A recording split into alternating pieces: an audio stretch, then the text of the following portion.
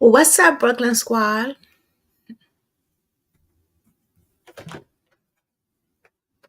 Hey, my girl, Kathy B in the building. Hey, boo. How are you? Welcome, welcome, welcome. How are you feeling today, mamita?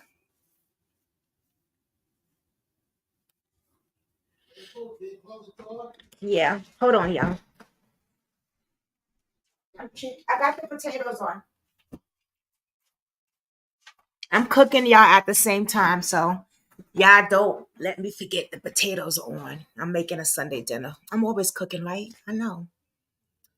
I'm cooking meatloaf, homemade mashed potatoes, and broccoli. And all of that is for him because I don't eat none of that shit. Well, I don't eat the meat. So it's like, you know, what the hell? What it do? What's up? What's up? What's up? What's up? What a Sunday, y'all. What a Sunday. Summer Wells. I've never done her case before. I've never heard of her case until a little while back. I've heard of her case. So I was like, you know what? This is a cold case, right? It needs to be brought. It needs to be brought to light because it's still not solved. It's still not solved, and it's a cold case, y'all.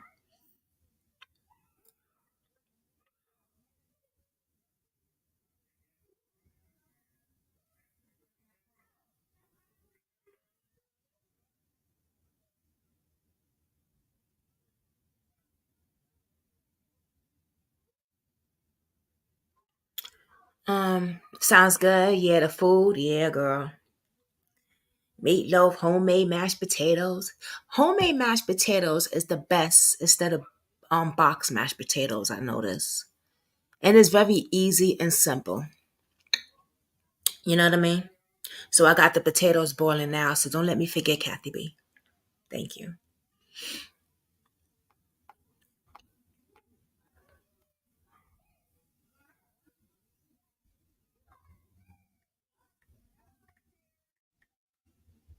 Summer Wells.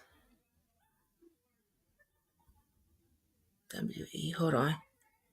Yeah, I've never done this case. So, we're going to be looking at reaction videos and stuff like that. But I'm going to do the best that I can because I do want to cover this case. I do the best that I can with any case. You know what I'm saying? She's been missing since June 15th, 2021. So we're in 2024. So I would say it's still not that far like cold cases we've covered with unsolved. You know what I'm saying? Like 30, 40 years back, which is good. Every case still has hope. You still have to have some type of hope. You feel what I'm saying? Oh, okay. So I do know a little bit about this because I was reading upon it, and it's very suspicious. I'm gonna be honest with you. And there's some things that I'm very uncomfortable with, and I'm gonna put it all out there. I'm gonna put it all out there. I do my research behind the scene. Y'all know how I do. The people that's been with me for years since I started YouTube already know how I am. Um, oh shit, we're trying to move this. Yeah, it's almost 3 years, so it's not that old. Like we've covered cases 20 years back. Some, you know what I'm saying? So I still say there's hope, right? And people are still covering her case, which is a good thing. But the news needs to be putting out her case more often as well. And TikTok is like the news. TikTok is the news. So if you ever have a missing person case, get it on TikTok and YouTube.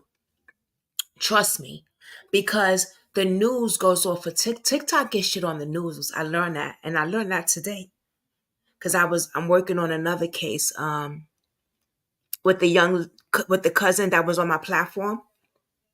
I was talking to her earlier, and oh man, I'm not going to fulfill what we talked about because I said I wasn't, but I'm just going to say this: justice for Rebecca Hicks. That's all I'm going to say. Justice will be done. I put that in my heart, and I'm here to help where any way I can. Okay, so Summer Wells was missing from her parents' home, okay? June 15, 2021.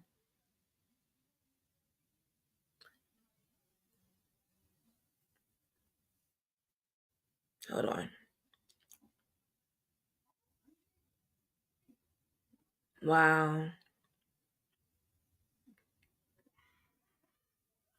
This was in Tennessee. Yeah, Rebecca Hicks. Oh man, that case. Let me tell you something with that case. After we had her cousins on here, Kathy B, I woke up thinking about Rebecca Hicks' case. Like that night, I put it all over TikTok. People on TikTok didn't know about it. I put it on TikTok, Instagram, YouTube, Facebook, Twitter. It was just, and it's still bothering me. It really is. It's still irking me. But I don't let shit slide. I do shit behind the scene.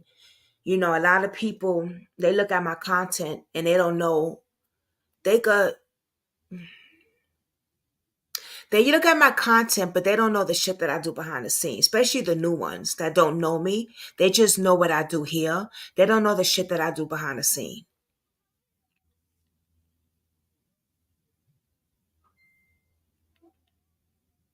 Sunday, February. Okay, so that would have been. Oh, okay. Summer was first reported missing from her family's home in the Beach Creek community of Hawkinson County when she was 5 years old. Her disappearance sparked weeks of active searching through the county involving numerous of agencies from different states, hundreds of people combining through the Woodin area. So when they say Woodin area, right, remind us that her mother had their own house. And the house was in the middle of nowhere. The Tennessee Bureau of Investigations released a statement on social media that Sunday, acknowledging Summer's birthday and stating that she's never forgotten.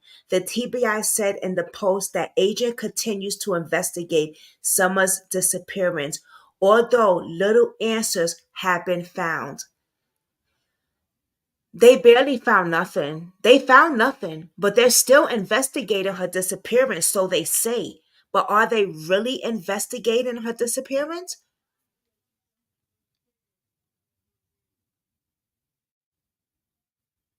They released the age progression, and this is what she would have looked like. Oh, it shows good on here. She would have been 8 years. She would be 8 years old.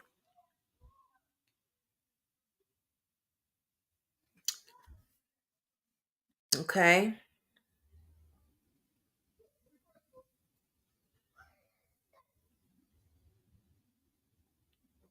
8 years old.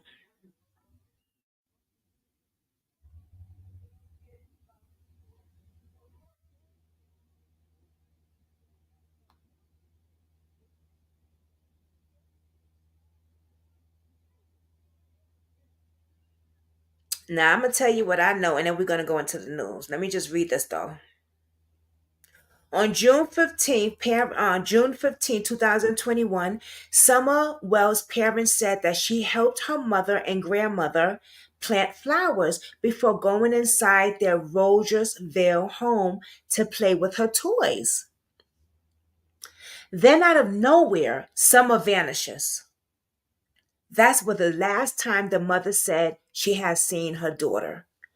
I yelled downstairs for a couple of times and I didn't get an answer, which was unusual because usually she'll answer me. So I went down there and checked, and she was nowhere in sight.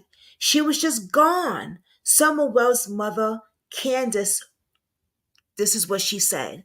So she said her and her daughter was outside planting flowers, right? Little Summer decided to go back in the house and play with her toys. And this is what I also read on the internet too before, when I was looking into the case. When she went back inside the house, the mother said all of a sudden Summer was gone. Now, how the fuck did Summer disappear? She was inside the house. And you was outside in front of the house or wherever, you know what come on. But let's get to it. I know in my heart and my mind she was abducted.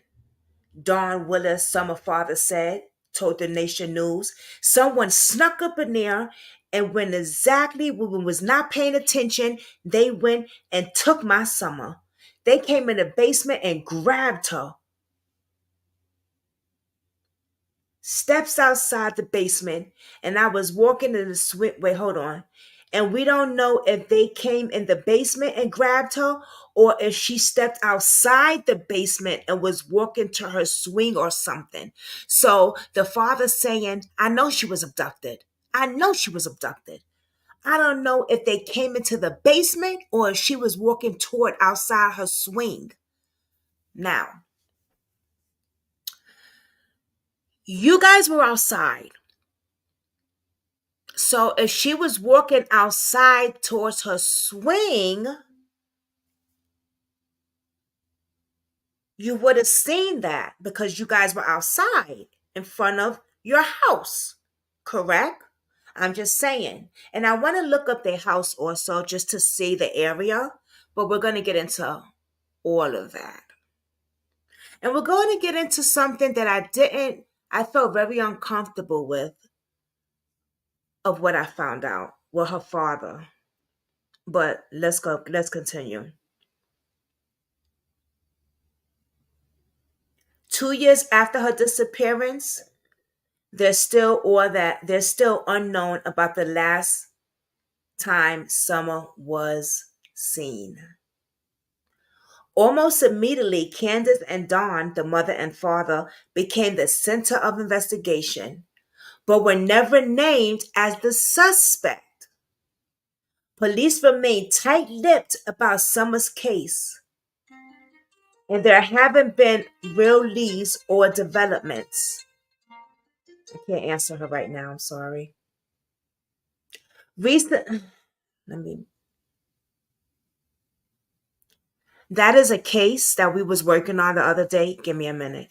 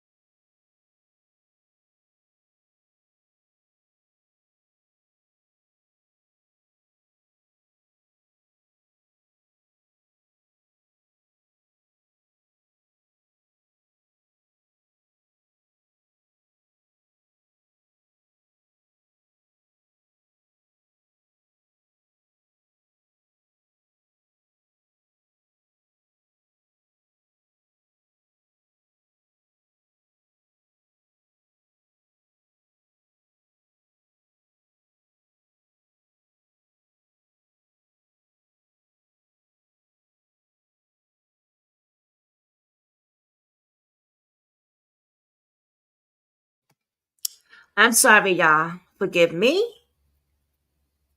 Sorry. All right. Hi, Arctic Fox. I'm sorry, y'all. Y'all know I don't pick up phone calls, but this is a case that I'm working, and that's a family member. Okay. No suspects in the case 3 years later, and TBI isn't saying anything about what they know. I know. If anything is Summer's case, I can't get any work done today. Aw, between my mom needing shit and my cat not shutting.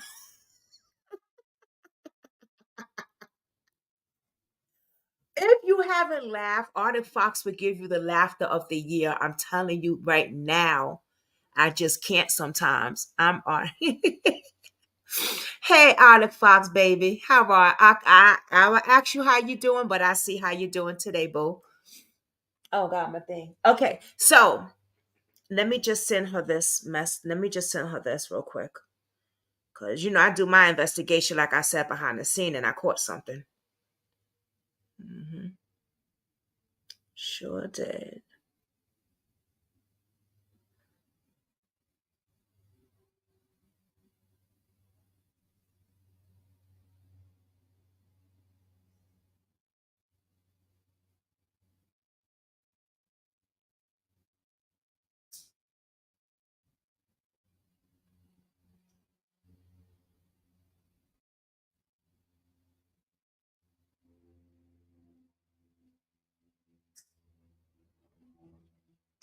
Oh, fuck.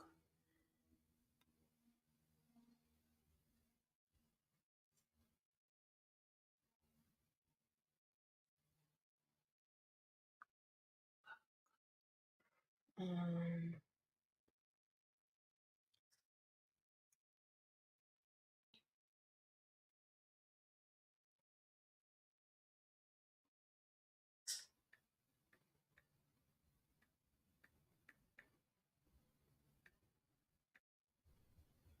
so there was no, uh,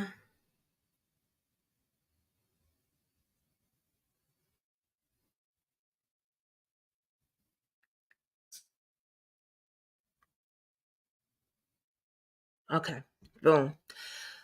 Now, what I had a problem with this case was the father. Why was that little girl still sleeping with the father? Did y'all know that? Artie Fox, did you know that Summer Will's father was still sleeping in the bed with her?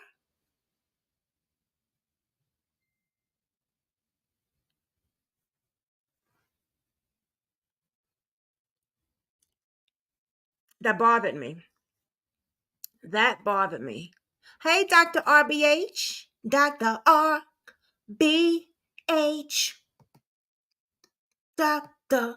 RBH. Doctor, doctor, doctor, doctor. Doctor, doctor, doctor, doctor. Doctor in the building. Doctor in the building. What we gonna do a case together, Dr. RBH?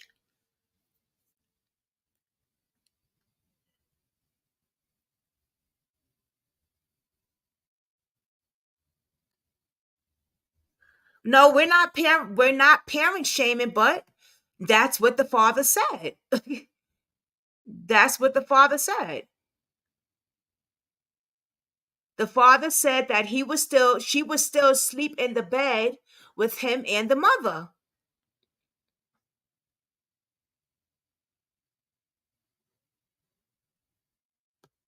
So, that's something to also look at. We don't parent. One thing we don't do is one thing. Hold on, Dr. RBH, babe. One thing I don't do on my platform, if y'all been watching me long enough, y'all should know we don't parent shame over here. That's one thing we don't do. But allegedly, if I see something on the news, I'm gonna say like, why was that little girl still sleeping with her parents? The father said that himself. I just saw that a few days ago. I'm gonna pull it up, but let me just pull this up.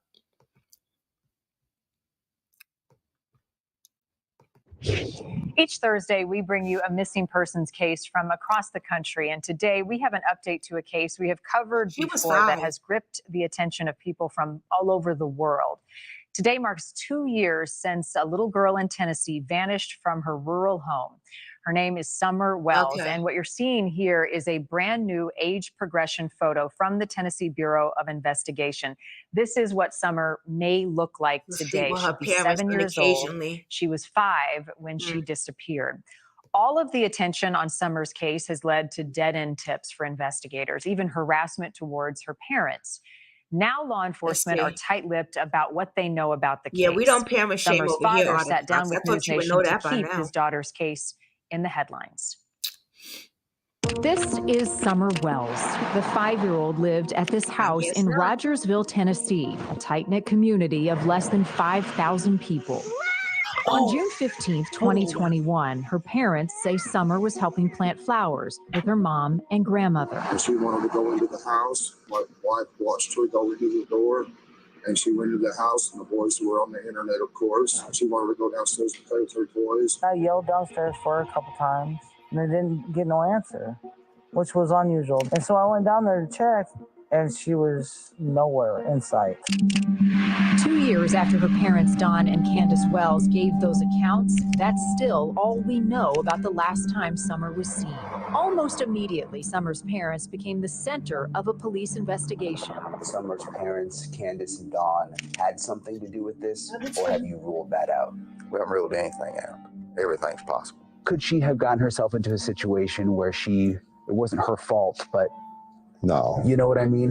No, she's a good mother. She loves her children.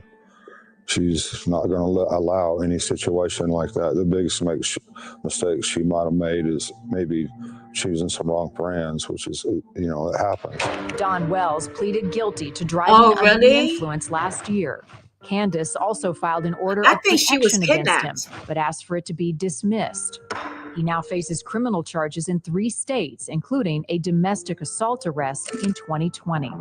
2 years later, investigators have not charged either Don or his wife in connection to Summer's disappearance. Everybody makes mistakes, and we all have to learn and go on. We're doing better. It's still very rough for my wife. Don Wells sat down with News Nation to talk about where the case stands today. His wife hasn't sat down for an interview since this appearance on Dr. Phil in 2021, where she walked out of an interview in Texas. No, I'm being interrogated again, and I don't want to do this anymore.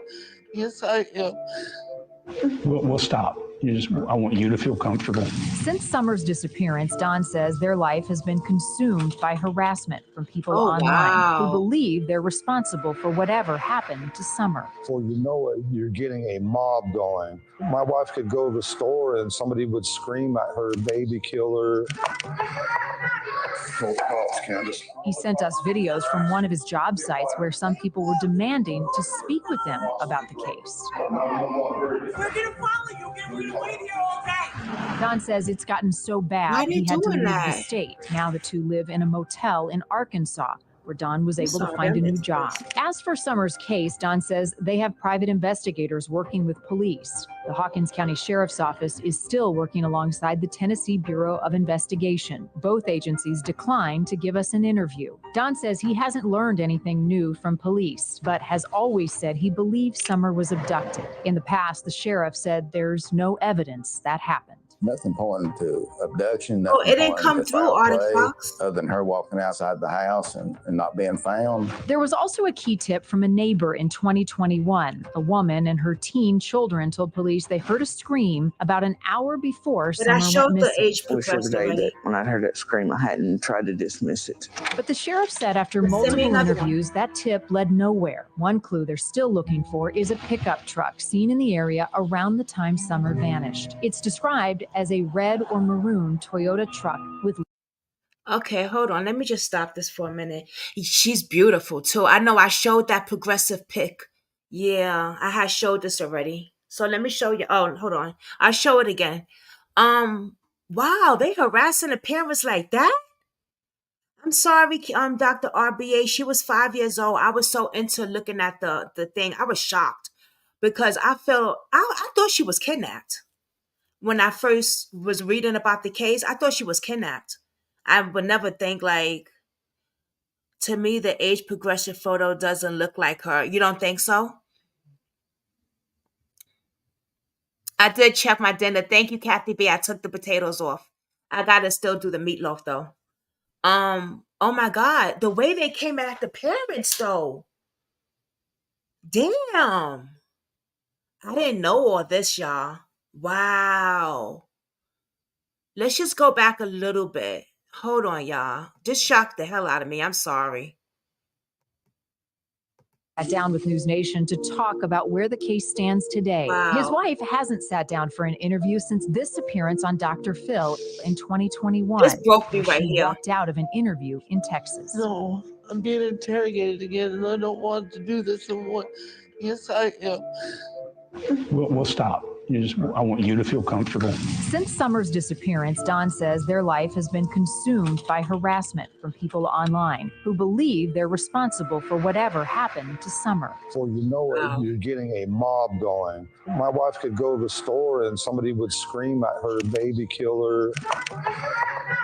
Full cops, Candace. He sent us videos from one of his job sites where some people were demanding to speak with him about the case. We're gonna follow you. Get rid of video all day. Don says it's gotten so bad he had to leave the state. Now the two live in a motel in Arkansas, where Don was able to find a new job. As for Summer's case, Don says they have private investigators working with police. The Hawkins County Sheriff's Office is still working alongside the Tennessee Bureau of Investigation. Both agencies declined to give us an interview. Don says he hasn't learned anything new from police, but has always said he believes Summer was abducted. In the past, the sheriff said there's no evidence that happened. Nothing pointing to abduction, nothing pointing to foul play, other than her walking outside the house and not being found. There was also a key tip from a neighbor Hey, in Barbara. 2021. A woman and her teen children told police they heard a scream about an hour before Summer went missing. I wish every day that when I heard that scream, I hadn't tried to dismiss it.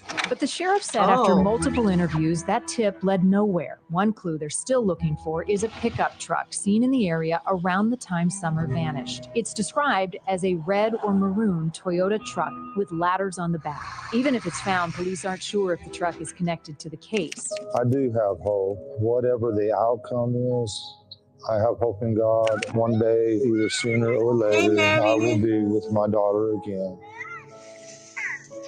Oh, The sheriff wow. declined an interview in the case. He did email us, though, saying he expects an update on the case in the near future. Also, Don and Candace have 3 boys. They were taken by Child Services a month after Summer's disappearance. Don says they have not been allowed to talk to their boys in half a year, but he hopes to get them back. Thank you for watching. Go to newsnationnow.com. Wait a minute. So they took their kids because of the baby got taken? They can't take something ain't right.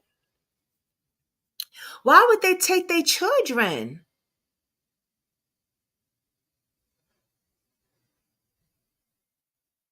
And yeah, I agree. That picture looks a little bit too old to be her because she was 5 years old when she went missing, right? So she would be, it's a few years ago.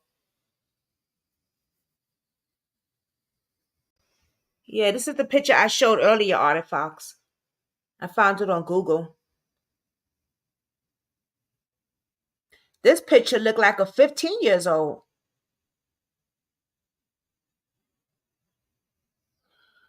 And talking about the neighbor, he looked weird, that young boy. And I had suspected, allegedly, that he knew something. I found an interview he did.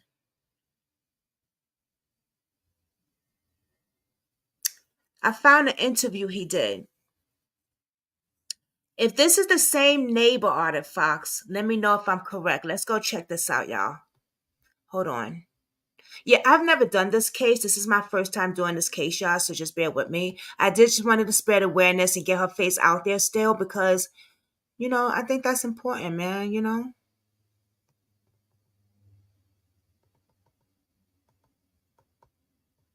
What was that kid's name? I saw he did an interview.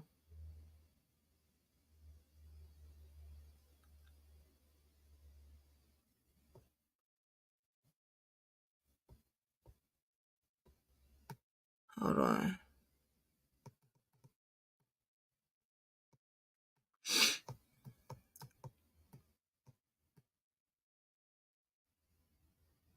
And her case is now cold, too. This is a shame.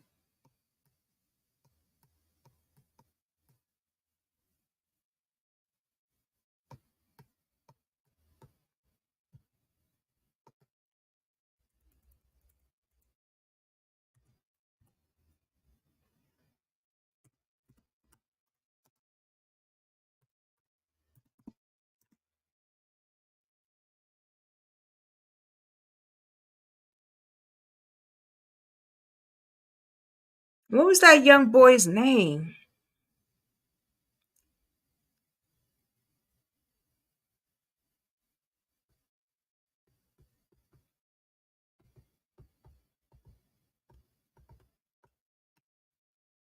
Hold on.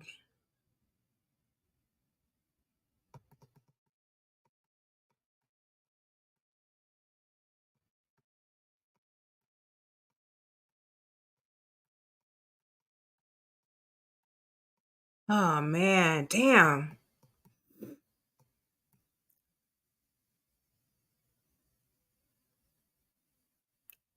Jody Sue.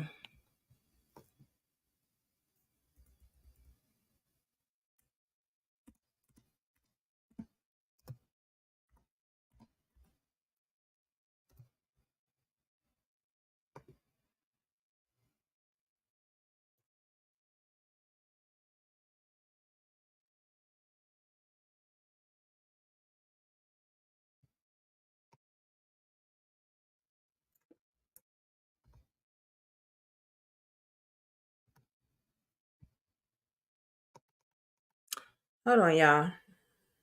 Give me a second, please. Because I'm really not prepared. I'm being honest with y'all. I was doing stuff.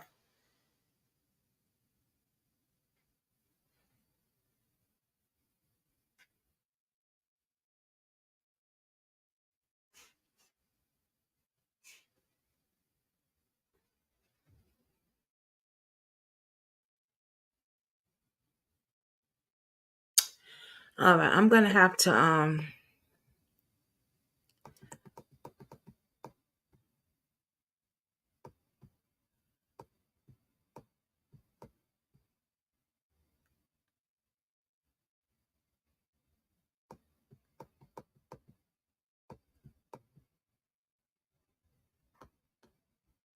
Yeah, let me just play this for a second while I look for what I'm looking for. Oh, wait a minute.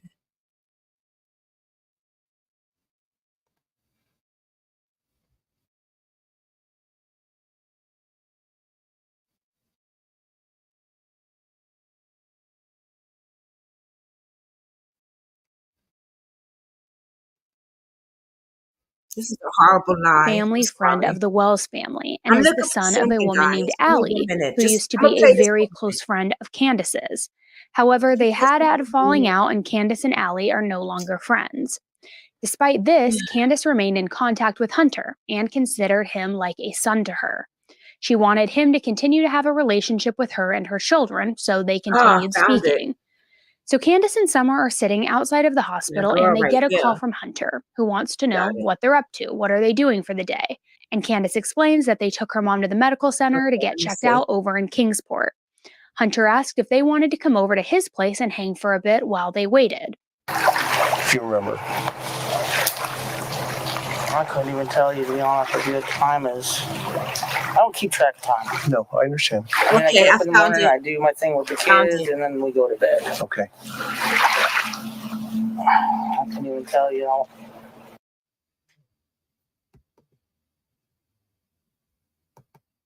I have nothing to do with her. The reason why I got proof is because people were saying that I got my name is on papers with the Summer Wells case.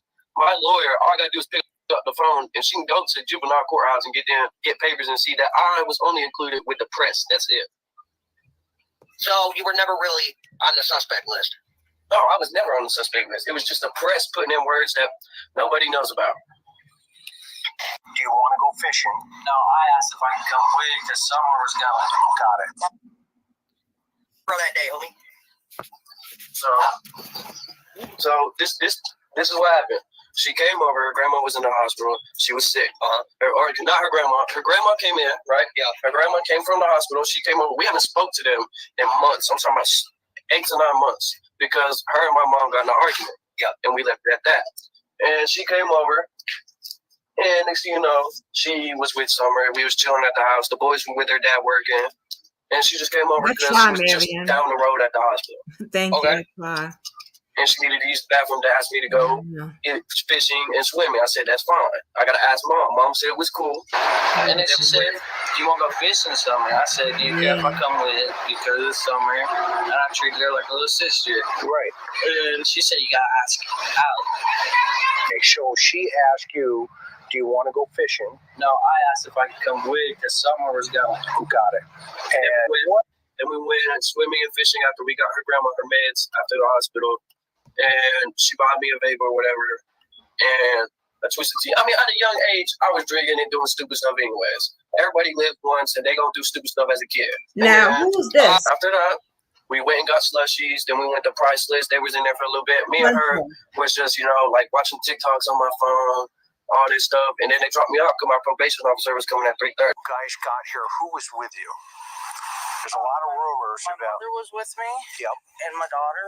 Yep. Summer, and Hunter was with us. Okay.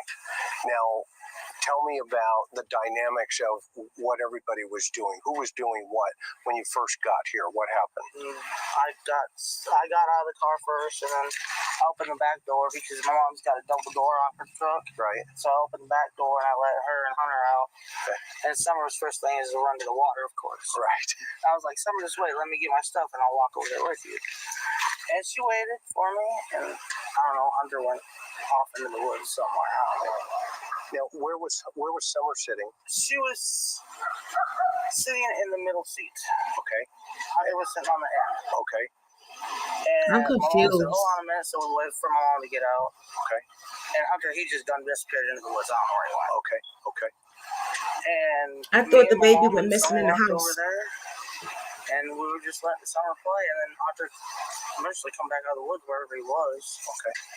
And so let's walk over there. Show me. They went okay, you think, for the news people? Talk to Channel 8. Yeah. They've been the guys who've been there before. Yeah. The British sounding girl of South Africa. No, they sent different ones out. I've met her before. Yeah, I remember it. She had a weird accent from Tennessee. Yeah. I don't speak very well, of course. Oh, no, you're fine. We're Southern boys. Yeah. So we're the same. I'm trying. I mean, I've been through a lot of trauma when I was younger, and so I had a lot of problem dealing with that kind of stuff. Feeling less than human kind of thing most of my life, And Don, I think the piece that you want people to get is that you want people to know who you are. Get your because the way we message. talk, I always say, you'll hear me say, we are what we come from and what's made us successful today. So tell us a little bit about you. Well, I mean, a little bit about me. I was pretty much raised up in the county jails and prisons and stuff like that. That's where I found God. And I feel like he raised me up. It's hard to believe you find love in a place like that, but I did, and people that had respect, and I found brotherhood, and people that very few, but there's a few that want to read scriptures and do the same kind of thing, and trying to get away from this kind of life and go to a godly kind of life. But there are a few, very few though. Right. It's tough. It's really hard. And when you can find that, it changes everything. Yes. Forever. Changing my life. Forever, for sure. Yeah. So how long ago was that? Well, it's been a long time since I've, been in trouble. But I've seeked out, churches and stuff, that like the Seventh-day Adventist, Well, I know I've heard you say you lived in Utah, and there's a different animal out there. Yes. So did you deal with the Zion Curtain and all that? Oh, man. Yeah, if you're a Mormon. Mom lived here? Yeah, she was sick, had MRSA. And so we come out here to try to help her, and she, died. And so, but she left us the property, and then, we've had, 4 kids since then. Yeah. How old's your oldest? 12. And Summer's your youngest? Yes. Do you have your So kids they've back? been together You for a went through long some trouble time. with They that. got 3 Well, kids. it got real dangerous at our house because of, I'm not using that for an excuse, but it did. It got real dangerous because of everything that was happening on YouTube and the psychics wanting to come on our property. Yeah. And we was telling them, no, you cannot come on our property. How are they contacting you? Through Facebook and stuff like that, whatever, and other people. The whole YouTube, Facebook thing was the craziest thing I've ever seen in my life. And people were trying all different kind of things. And then I found out, they were making all kinds of fake accounts and contacting people in Utah. And they were saying stuff back and forth. Probably a lot of stuff wasn't exactly true, or just making this whole thing keep going and going. And also it got pretty bad and scary for a long time. That's tough. That's quite a while. So let's look at. And there was some, It's dangerous, actually. On it was dangerous. Yeah. I didn't want my boys there. Yeah. You don't know who's coming up. Right. I live in the middle of nowhere for a reason. How old are the boys? How old are the boys? 12, maybe 10, on down to 8. Okay. And they're all, is Candace the mother? Well, there's items to the Wells family when she, her daughter, and her son-in-law witnessed Jody Sue Brown's son, Damien. Property. And if true crime is your jam, just hit that like button. Okay, I defended Jody Sue Brown and her son, and I tried. Okay, so I put it on here because this is where we really want to look right here. Jody Sue Brown and her son. So allegedly, they are the ones that looks more suspicious than the other boy. So let's just take a look at what this audio is about and just talk about it in the comment section. There was 3 women went to the wells. I call the girls, okay? But they're grown women. They went to the wells. They cleaned upstairs, cleaned up very good. But anyway, someone was in the woods. They heard the driveway alarm go off. 2 people went down the driveway. One chased the guy through the woods screaming, "I'm going to kill you, you SOB." Okay? What? Candace jumped in her vehicle. About that time, the girl that was in the woods, Jody Sue, pulled up into the driveway, started screaming for Candace and blowing her horn. Jody Sue's son coming out of the woods. Jody Sue, when she said something to them, Jody Sue said, "No, he was just checking my mailbox." She said he wasn't checking the mailbox. I chased him through the woods. He come out of the woods. Okay, then Candace said, "No, he's just checking her mailbox. He's all right." So nothing was ever said other than between us about it. Right. So then I would say some of y'all are in the All About Summer group. You will know the exact date that this happened. The day we took the wood, Don't come out here naked. I'm out here with the picture on my laptop. Okay, we was up there. Me, my son-in-law, and my daughter. Me and my daughter was in the house with Candace. My son-in-law was unloading the wood, stacking it up. He seen a person in the woods, white t-shirt, blue jeans. I got a picture sent to me tonight of Jody Sue's son. Here, I'm going to pull that up right now. Can he just say, is you around him? Come here. Okay, when I showed you that picture of Jody Sue's son, what did you say about the person in the woods? Well, that's him. That's him? That's who you saw that day in the woods. Okay. That audio you just heard is from Kraken Cases, and the woman speaking is one of the people who was on Candace and Don Wells' property, delivering firewood and other items to the Wells family when she, her daughter, and her son-in-law witnessed Jody Sue Brown's son, Damien Bernard, sneaking around the woods on the Wells property. I'm sharing this now because in my previous video about this incident, I defended Jody Sue Brown and her son, and I tried to urge caution on this incident because it appeared to be unverified hearsay. However, after hearing this, I now believe that this incident did indeed happen. Note as well that Damien is 19 years old, not a minor, and he's been on the news talking about the case. Really? So these little boys, well, they're not little boys, but teenagers, was creeping around in the Wells's property. That's kind of creepy. And the kid was on the news talking about the case. I definitely got to check this out. I definitely want to check that out. Oh, wow. Thus, he's already put his name and his face in the spotlight. We're What doing I'm cooking and trying to crime today, say y'all. is that he's not a minor, and he's already willingly appeared on cameras talking about June 15th, 2021. So I am okay talking about him on here. This incident with Damien Bernard being spotted creeping around in the Wells Woods occurred in August of 2021, about a month and a half after 5-year-old Summer Wells went missing. So we now know the when and the who parts of this particular incident. According to these Good Samaritans, when they spotted Damien Bernard in the Wells Woods that first time and confronted him, Damien took off running down the hill toward Ben Hill Road. At least one of these people, and actually it sounded like two, gave chase to Damien. When these two people finally made it down to Ben Hill Road, Jody Sue was parked in the Wells driveway honking her car horn.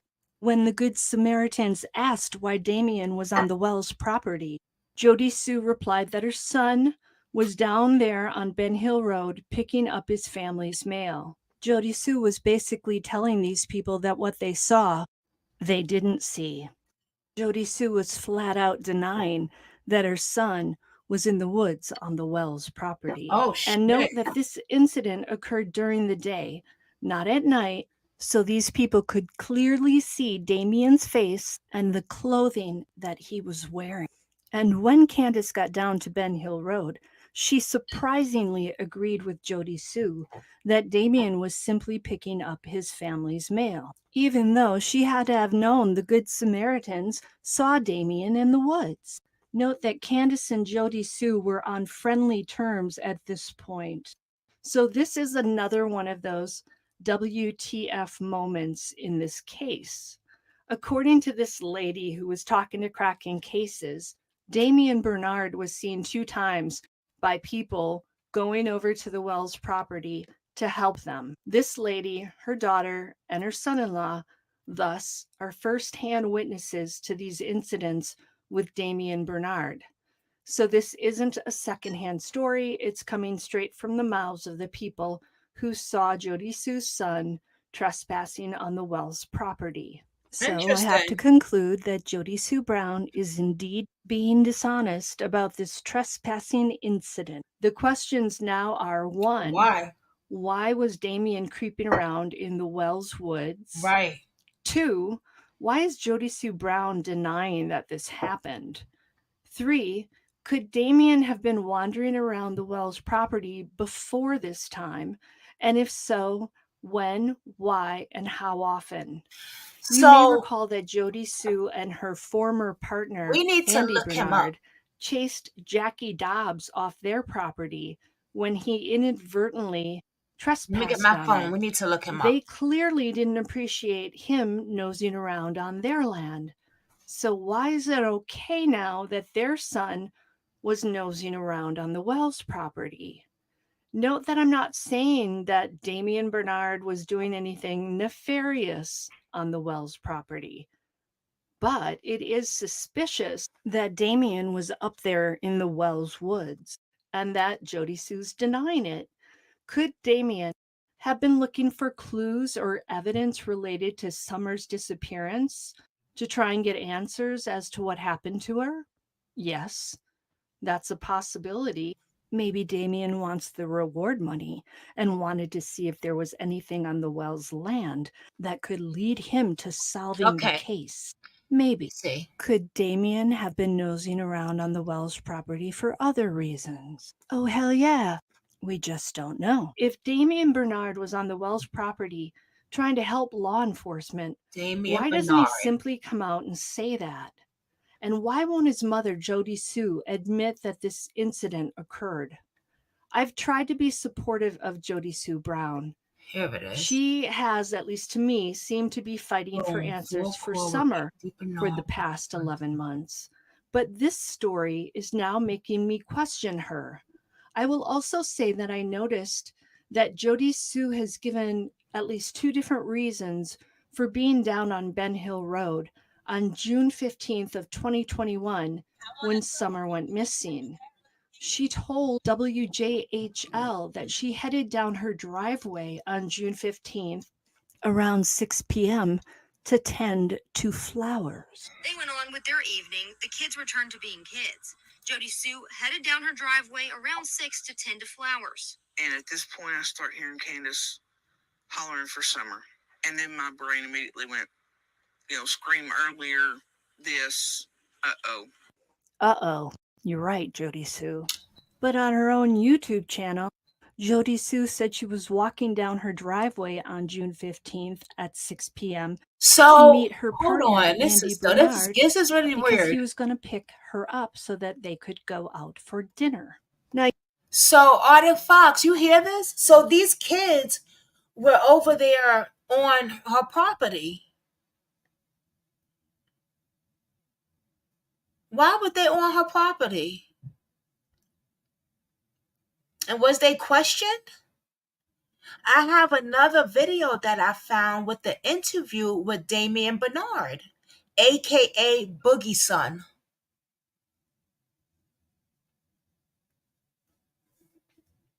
AKA Boog. That's what they call him, Boog, I guess. He had no business on their property. First of all, if they own that property, why the hell are you on my damn property? The cops should have questioned them. Well, I'm pretty sure they probably did question him. He likes to put his face in the news so much. We got to check that out. Definitely got to check that out. Because, a body language tells it all. You know what I'm saying? I'm in the kitchen cooking, y'all, so don't mind me. Cooking and crime goes together. That's what we're going to do today, y'all. Let's get it. you may say it's a minor detail, but it is something that relates to June 15th of 2021. And you'd think that Jody Sue would have all those events soldered into her brain at this point. Do any of you recall her saying that that's why she was going down the driveway? Let me know in the comments. I'm just starting to rethink how I look at Jody Sue. Is she someone we can believe? Or should we be suspicious of what she says? Is there anyone on Ben Hill Road that we can really trust in this case? It sort of seems like there really isn't anybody like that. Until the next time on Bed Crime Stories, please hit that like button.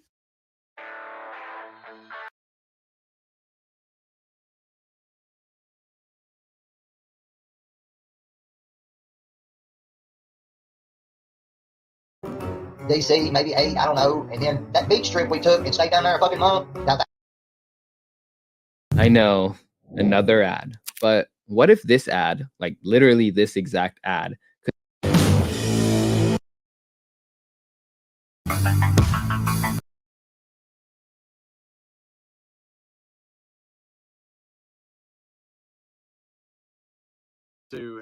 and her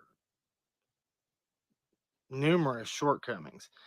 And if you don't remember, a long time ago, I put out where a subscriber had reached out to me and said that Jody Sue was pretending to be Damien, aka Boog, and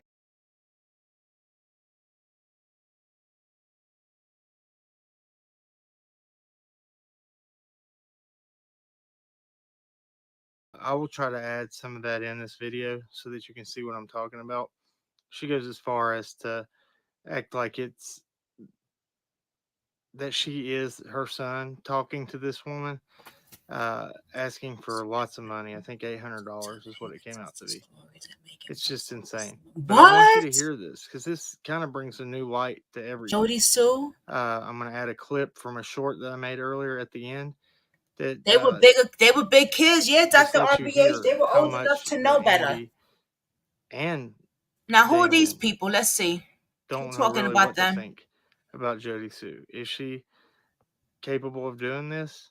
I mean, y'all have to be the judge, but you know, for a long time, I've been on the side of yes. A lot of other people have too, and then there's a lot of people that say she's just money hungry. Look, that's again, what they just. you That's have what to be the Artifact judge of just that. said. She been making money So off I'm of gonna him. show you these clips. Leave your comments. Let me see what else I can find. Make sure I'm you definitely. hit the Now it like makes me want to really dig into this. Well, sorry, leave your touch DNA I on was the just like. trying to, you know. And subscribe to us. Make sure you hit the notification so you get all of our content. Till next time, keep on cracking. God bless. There's no more. Nobody else really needs to know. They have no need to know. But she saw it to take onto herself to be like, well, I need to tell the world about someone else. And blah, blah, blah, bullshit, bullshit, bullshit. And she just saw a fucking opportunity to get attention, is what it was. Yeah, and to slander my name to where I could not do that. Well, I mean, she used that to get in to where she could tell her story about me. That way I could not do nothing. And that's... But I don't know. I don't know what. It just scared the shit out of me about your sister. Because, right? Yeah. She goes back and retcons history. She's sitting here telling me that we didn't have internet, I guess, until like a couple years later than we actually did. But I know the exact fucking, like, not day, but at least time frame of when we got internet. And it was May 2016. Yeah. Hold on, yeah, I'm trying to find school when it was being hooked up. She was like, no, that's right, not right. We didn't have fucking internet until like 3 years later. And I was like, the fuck we did? And we didn't even have fucking cable in 2016. No. Hell, I think we did. Let's see. Was we not still at the other house in 2016 too? No. We moved from Fields Road to Mamaw's place. Oh, somebody just October 2013, something like that. About then. Yeah, because it was when I was in and out of jail. But hell, I was like, even when we were at Fields Road, because the whole topic of her being a fucking absent mother came up, right? Yeah. And I was like, even when we were at fucking Fields Road, all you did was stay on like my DS, which I didn't bring that up, but it's true. Yeah. Stay on my DS. On her phone playing fucking Candy Crush, where she was in the window, texting on whatever fucking like BlackBerry or whatever it was. She wanted to raise hell because she was like, I didn't have a BlackBerry. And act like that was some sort of gotcha, but she sat in the fucking window and texted people. Yeah. Or it was us running out to McDonald's at 2 fucking a.m. or staying out to McDonald's. Andy Bernard. That way she could sit there and Facebook post. Yeah. And you know, on fucking school nights and shit. So it was always great.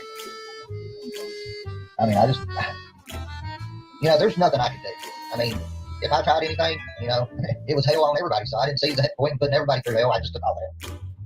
Yeah, that's exactly what it is. Is if mom didn't get away, she would raise hell and make you out to be the fucking bad guy. And you know, see, y'all did the first 10 children to pick out the house your dad ruins it. That's exactly what this is. Yeah. It's like, yeah, mom, we really want to go to fucking Walmart. And I was like, you know, all this fucking money that we've had over years, that we've had, that we had like her lump sum security. How much money did we take to DC?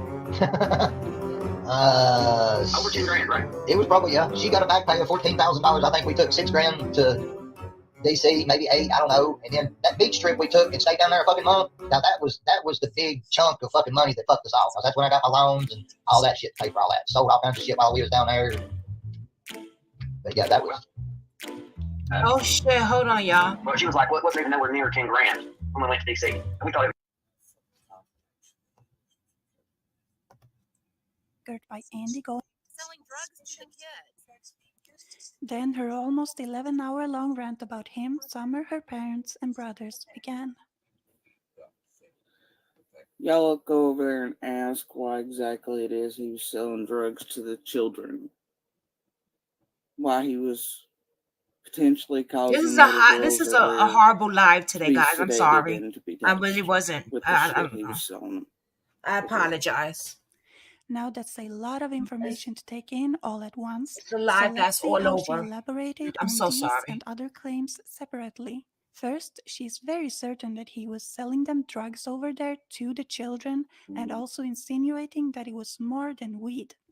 I know that he was selling to the actual children, you know, over there. But then that Candace was getting it for the kids too.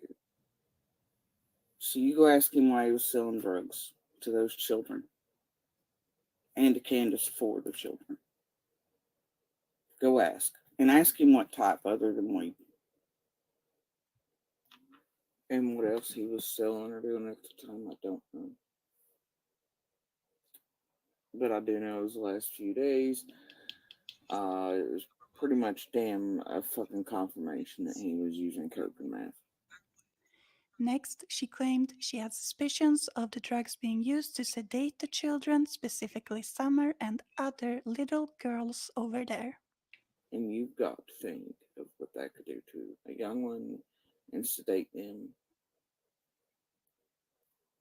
And for what purpose? And normally it was teen boys that had stayed, for the most part. There was all kinds of little ones suddenly staying. Looking back and piecing everything that it was damn near every time. And that one little girl was over for months, dude. And those other little ones over there, God only knows what the fuck happened to them because I don't. But I have a gut feeling. And I very much think it plays a role in what was happening to other little girls over there. And I very much do think that it could be part of why Summer looked so asleep. Jody Sue also said that Andy knew Summer was being beaten and that he saw signs of SA. She wouldn't be fucking gone if he had just done something. He would have had the proof everybody else who called in didn't. It's that simple. But he hid it from everybody. He fucking hid it. Why? After she vanished, then he tells me he watched him beat her. Never said a fucking word. Oh, she's tripping. But he hid the abuse happening this summer. And he may have very well helped with other very bad things. Or he wouldn't have hid the abuse happening to her. He wouldn't have turned a blind eye when we kept seeing her pull at herself and stuff.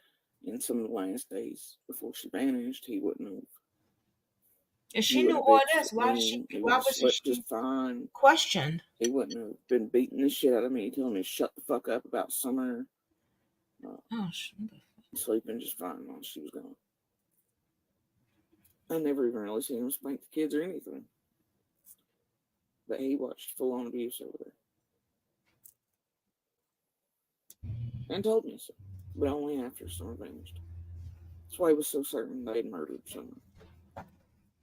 This next part concerns one of the boys and why the Utah trip took place. My interpretation of what she said is that he was not taken to Utah because of smoking weed, as stated by others, but that it was just a part of it and that it also included him using drugs to commit SA. Now, she's not actually saying that straight out, so I would be very thankful to hear what you believe she actually means by this.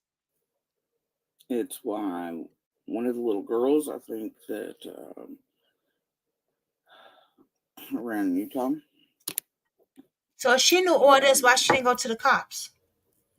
I think they were being given what Andy was selling. And I think it was used for very, very bad shit.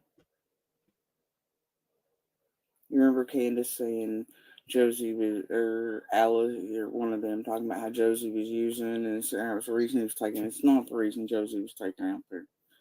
But shit occurring around that time is why. It is part of why Josie was taken to Utah. Even though that was kind of a fucking lie. It's why I was digging. It's why I was fucking digging around Utah. Because Candace's story, the DCS shit didn't add up. And Andy kept yelling at me then too, Because I found out, Dawn's oldest, obviously, all this other shit. But I couldn't find the proof I was looking for, man. That's why. And when I heard Candace say, because the boy, he'd been smoking this, and then it was like, when I heard her say that, I knew. I knew my suspicions had kind of been right, and what was really going on, why DCS was involved, why the Utah trip took place basically overnight. So go ask. Because I still have fucking questions. I believe we have some questions as well, Jody Sue. First of all, when did you find out about this? Before you talk, I just started digging Tiffany. Y'all believe this? But before. Although he, I don't know if you knew or not, but I know he had a feeling like I did that those little ones, something was happening to him or whatever. Nothing. Yeah. And I found about a few days before all the shit went down. I'm not kidding, dude. And I got the fucking receipts on it. And I'm sure law enforcement does as well. How did you find out? And then everything in hindsight lining up, and the dates and the times and the gut feelings and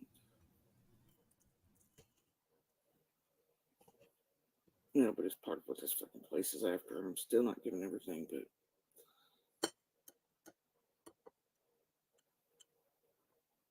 I wanted to leave it with Ellie.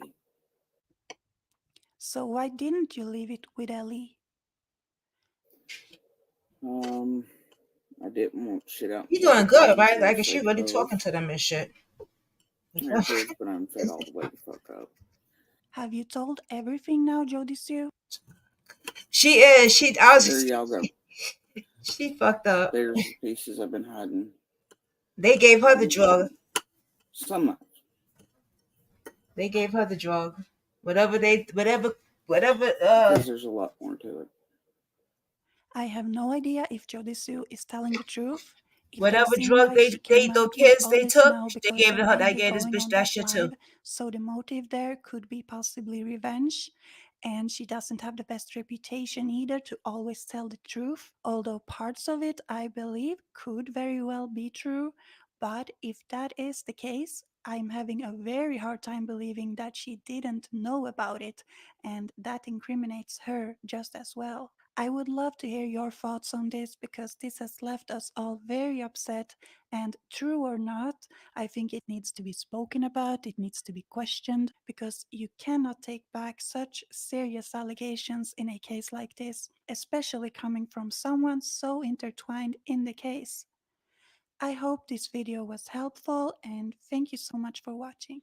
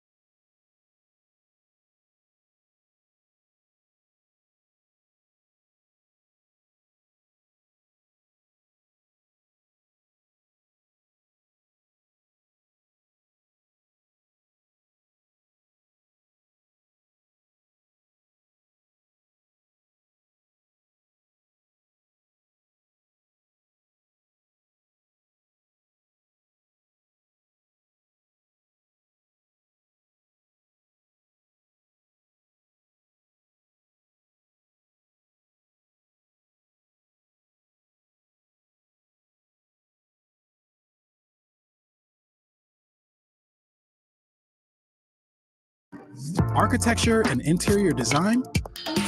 Find a 3D designer today. All right, guys, what's going on? Still under the weather and kind of try not to lose my voice. It's still real sketchy, but just wanted to come at you with a Summer Wells update.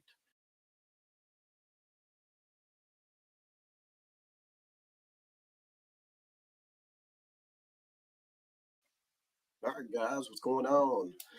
Still under the weather and kind of try not to lose my voice. It's still real sketchy, but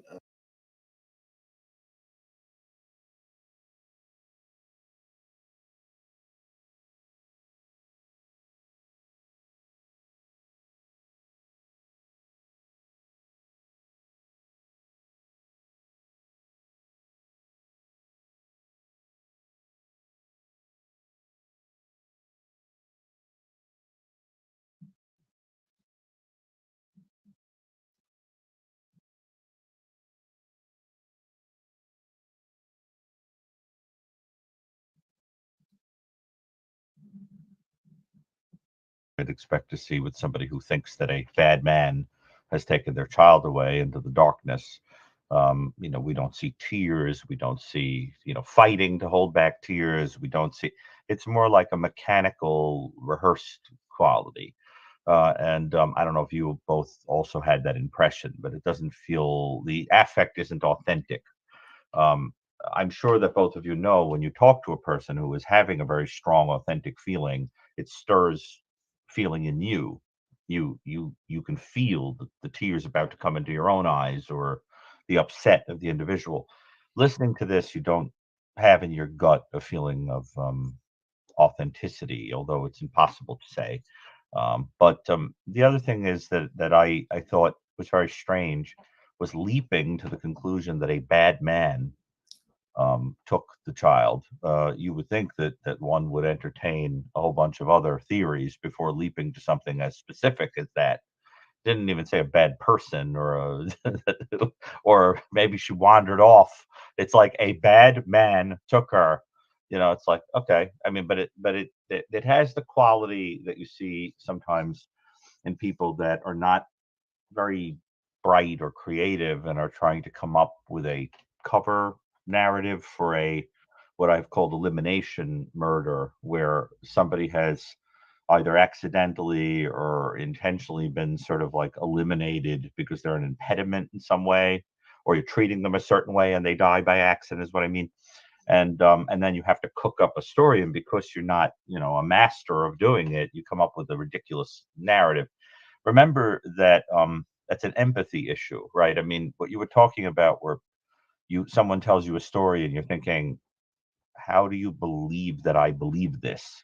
That's an empathy problem, right? Because it means that you can't feel that the other person could feel that you're ridiculous, that the story is ridiculous, right? So I'm reminded, for example, years ago, someone, it doesn't matter who it was, but a person that I knew in life um, showed up one day to school with a bunch of white in their hair because they had dyed it, obviously. And the teacher said, "What happened to your hair?" And they said, "Well, I was trying out for the Olympic swim team and I got a little bit of chlorine in my hair today and it left this white patch, whatever." And even as a little kid, I thought, that is the biggest load of crap I've ever heard in my entire life. You did that to your hair on purpose. And I think it's like there are people like that can't feel that you could listen to them and know the story is ridiculous. And so I think that says something about a person's intellect and creativity and empathy. And so that is one way to see it. Another way to see it, of course, is that this is a person who authentically lost a child, who's been abducted, who is flattened and kind of in a state of dissociated grief. And I think we have to say that in fairness because it's impossible to say. But I have to tell you that my gut inclines me toward the first impression. Did both of you have a similar sense that it felt kind of stilted and not real? You go Chris? first, Josh. Oh, You sure. go I'll go first. first. Hey, I'll go first. Yeah, I felt that it was kind of emotionless. I'm not, I'm no expert of any kind, but like you said, I am a human and I have covered other cases before. And it is about as flat of a response and with no real public plea. Please bring my daughter back. We'll do anything. Just kind of the basic human aspect, parent aspect, where you're just pleading and crying for your children. Now, look, Dawn may not be the pleading and crying type, but I think that when your daughter goes missing, that anybody would become the pleading and crying type. That's just how I would feel about it. I didn't buy that. Like initially when I heard about this story and her going missing and she, they were claiming abduction right away. I obviously I believed them. When I first heard the story, I was like, wow, this is unbelievable. This is, so sad that somebody would take advantage of this poor family, because there was I wouldn't say a sob story, but he would say, people have been coming up here stealing stuff off our property. And, for a long time, there's a lot of bad people on our road. And I was like, wow, like this is really sad. And then I saw this interview and I went, That was kind of weird. And then the interview that the Sermon on the Mount, or what I think is a eulogy, is when the worm started to turn for me, and I just went, none of this is making any sense. A stranger abduction on a hill, like a dead end hill in the middle of almost nowhere, just seems unlikely. I told you the statistic: 470,000 kids go missing a year. Most of them are found. Out of those 470,000, 4,700 are stranger abductions. That's 1%. And then they go into the statistics of location. They go into opportunity. We're talking about a dead end hill in the middle of eastern Tennessee. Not a lot of neighbors close by. I mean, there are people there. So I never really bought the stranger abduction theory. I think the reason that they went with that, personally, is because it kind of absolves them of all responsibility. No neglect, no personal involvement. We don't know what happened. Somebody came and took her. We were doing everything we were supposed to. Well, Josh, just so that I understand, and I have some familiarity, but it would be good to kind of review it with everybody, is talk a little bit about the troubled past that he himself, the father himself, had, particularly with regard to children and any kind of offenses. So Don has been accused by more than 3, 4 different. I don't know how many. Chris, do you remember how many exactly? It was 7. Okay, so, and only what was that? AI. Where'd the balloons come from? Watch it. I don't know how that happened, but that's all I did, and all of a sudden you got a celebration going on here. Go ahead. Sorry about that. Oh. So I believe it was 7 total. 2 of them being his. So weird, such a bizarre moment that I didn't know if I was waiting for like Rod Serling or Alan Funt to come out and say, like, you're on Kingdom Camera. Well, the programs now have artificial intelligence built into them.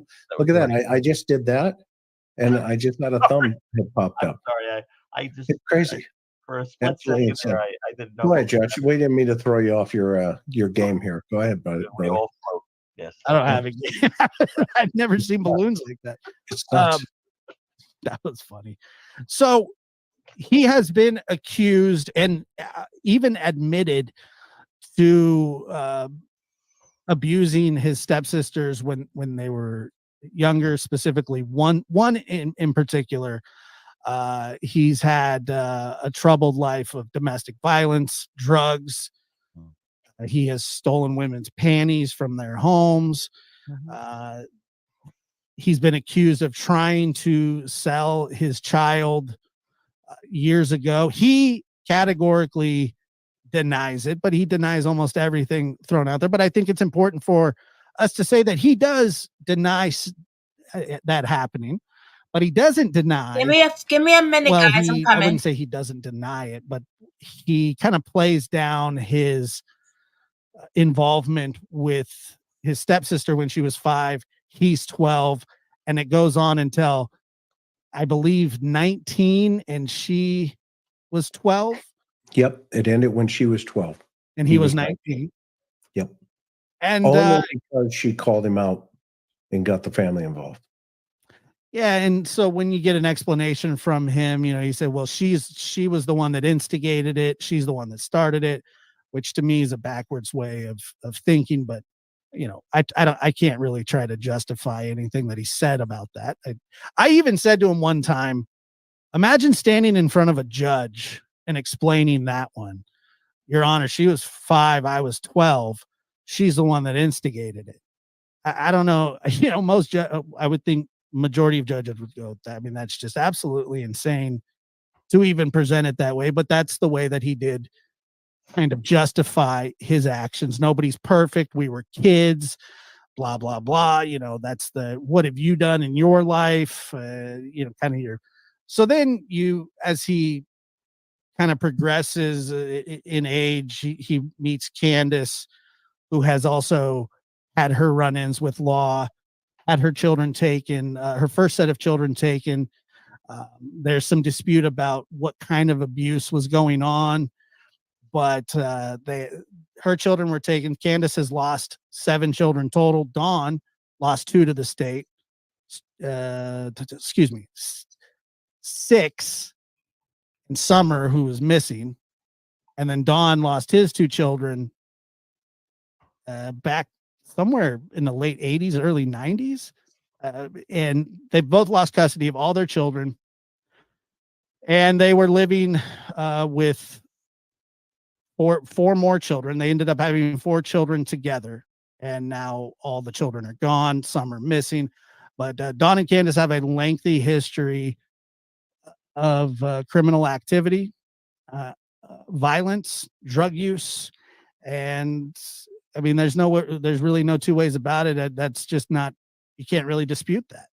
Well, there's 2 points that are behind the question that I posed.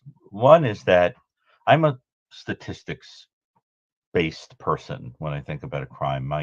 Chris knows that I keep extensive records and databases and things. For example, with mass murder, Chris knows I was one of the co-creators of the Columbia Mass Murder Database, right? It's the largest in the world. I mean, I'm consulted, all the time about questions related to that. So I'm the type of person that if you were to present a crime to me, I'm thinking in a kind of mathematical way, saying, well, what is the probability of it being a male? What is the probability of it being in this neighborhood? What's the probability of it being someone this age? And so you wind up with a kind of a likelihood. And what bothers me about this is that this is a person who has a history of what are essentially sexualized offenses, according to what I'm you're sorry, saying. y'all. What is the probability of a person with a history like that having his own child targeted? I'm sorry. Listen, everybody left. I'm cool with that. Listen, I got to do what I have to do. I have a house. I'm a housewife, right? As many videos. Let me tell you something. As many videos as I push out, and as much work as I bust my ass doing, I could go in there with this laptop, make a 6-course meal or 4-course meal for my husband, right? And still do a live, and I hope people will be okay with it. Kathy B, thank you for still sticking around. Because see, I don't have to be doing this, and I still do it. So it's like, thank you, Kat. That's what I'm gonna say. Thank you, Kathy B. People that been riding, and it's no shade for the people that want to bounce by. It's all good. Like I'm not, it's nothing like that. But the people that really been riding with me from the beginning, right, for years now, know how hard I really work, right? And if I have to do what I have to do in the kitchen and still be live, it's not the first time I've done that. So if you're going to still be and rock with me, I just want to say I appreciate that. That's what I'm just saying. Thank you. I do appreciate that. Now let's get back to Summer Wells. And I do believe, people get bored and they like, well, she's not on here. I'm leaving. And that's cool. But, y'all don't know me from the beginning. Y'all just starting. I got a lot of new people that just starting and they don't really know how I rock. I go hard for these cases. I'm not in it because I'm trying to get a watch time or watch hours or like I'll do your case and you'll never hear from me again. No, I don't do shit like that. Like I'm the real one. I could say there's a few real true crime people. Artie Fox is a real true crime people. I'm a real true crime people. Unsolved does real, like I could say there's some real true crime people, and I just want to say thank you. Thank you for working hard for these missing cases, but to your butts out there, doing as much as you gotta do. Thank you. Because it's not easy. It's not. Listen to cases like this is not easy. Especially when you have Oh, I'm more out of breath cooking and doing this. And then we have a life too, but we still put these cases out. You know what I'm saying? Shit, Kathy B got a whole house. She got garden. She got her kids. She got her husband. She got a radio station. She got another channel. It's not easy, right, Kathy B? Imagine if you was doing that and true crime. I can't imagine being on doing your radio station that you doing also. Like, that's not easy. It's not. And she still come on here and support everybody. Like, girl, she's a real G. She's a real supporter, man. Thank you. Thank y'all to everybody. Thank you, Barbara. Thank you. Oh my God. I could just go on and on. Her sister. Thank you, Arctic Fox. I be grateful, y'all. I be grateful. And I know the family be grateful. You know, because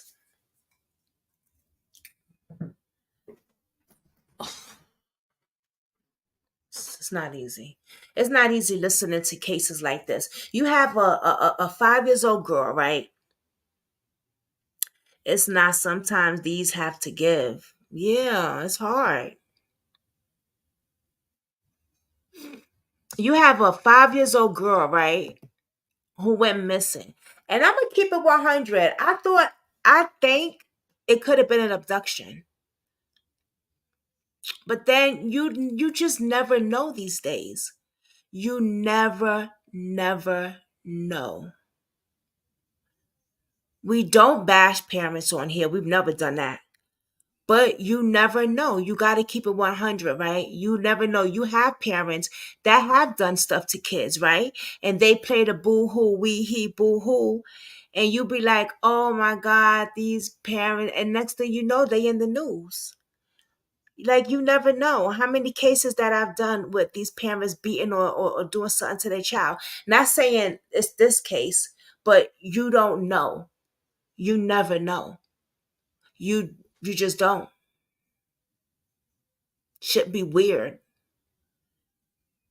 We just content creators and just gotta put it out. But see, I do shit behind the scene. I be creeping and looking, do all type of shit. I haven't with this case. This is a new case for me. It's not new to everybody else probably, but it's new to me. And I'm just looking now. I'm really interested in doing digging. Yeah. But I just played this guy. But you know what? He's saying some interesting shit also though. But let's continue listening. By another person with a history like that in the same little zip code, where chances are, based on the number of people in the zip code, you'd have a very tiny number of sex offenders. I mean, what you're basically saying is that it would be like completely against probability, unless, of course, they were people that ran.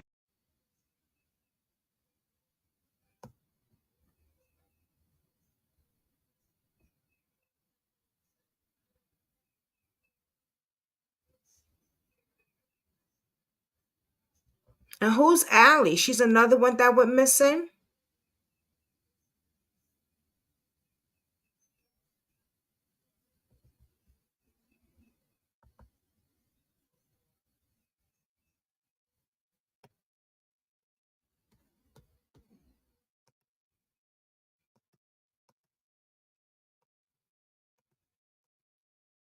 If you're a web designer, here are 4. Oh.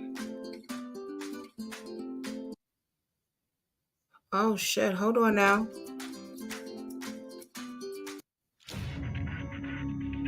I'm Chris McDonough, a retired. We got close. She was like a sister to me. And those kids meant the world to me. Little Summer still does. Even the boys. It just kills me that she's gone. And, you know, Candace was dirty and washed, and she did let her kids run all over and didn't make them mind. So, and did that strike you? Yes, and I did not like her. Okay. And you're a great grandma, so you have that sense on whether you can tell, right? I mean, knowing, yeah. Okay. Yeah.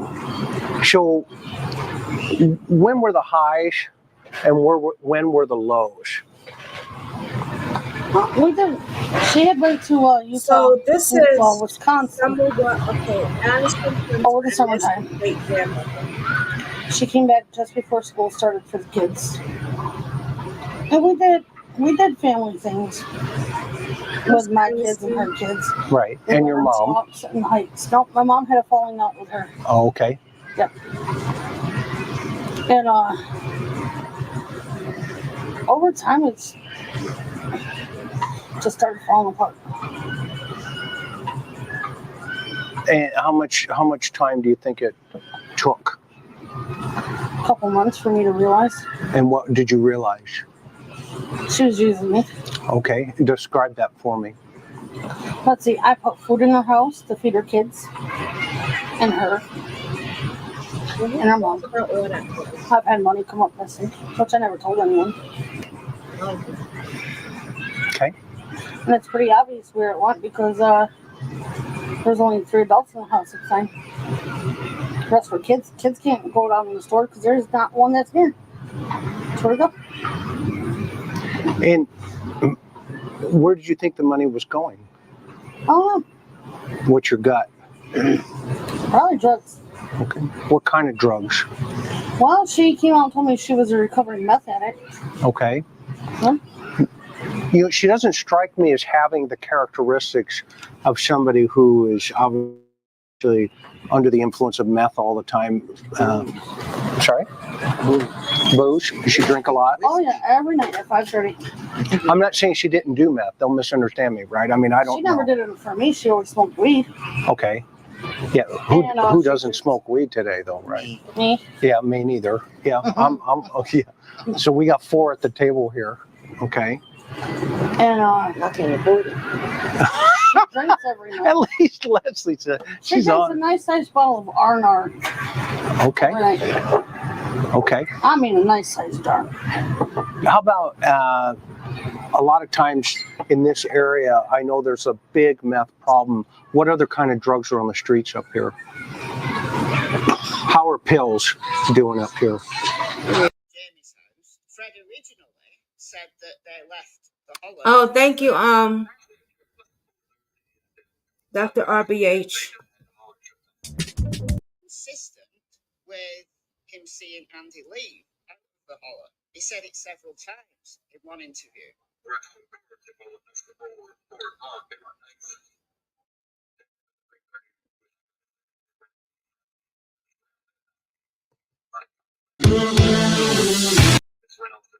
I believe it was Hawkins County Sheriff's Office said it came here. To the scrapyard at all. And this is so weird, y'all.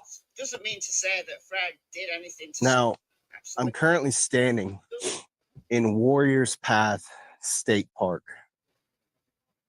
Oh, this is The interesting. area behind me is the swimming hole that Summer Wells allegedly swam in shortly before she disappeared. Mm. Now, there's a lot of speculation of whether or not Summer Wells made it out of here, even. I've heard a lot of people say that she had drowned here and that they No, I don't left think and so. staged the kidnapping story. Oh. I don't know what to believe. Everything I'm about to say is my opinion, first of all. Right. In no way, shape, or form am I accusing anyone of anything. But sometimes in life, you get put in places where you're not sure why you're there. Right now, I am running a lightning detector, thinking that by looking at this on the paranormal side of it,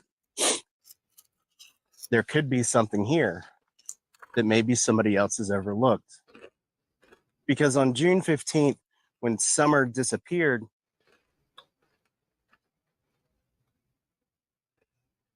And this is so weird, y'all.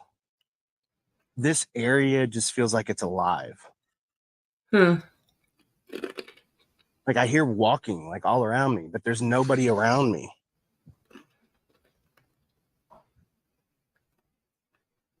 I'm the only one out here.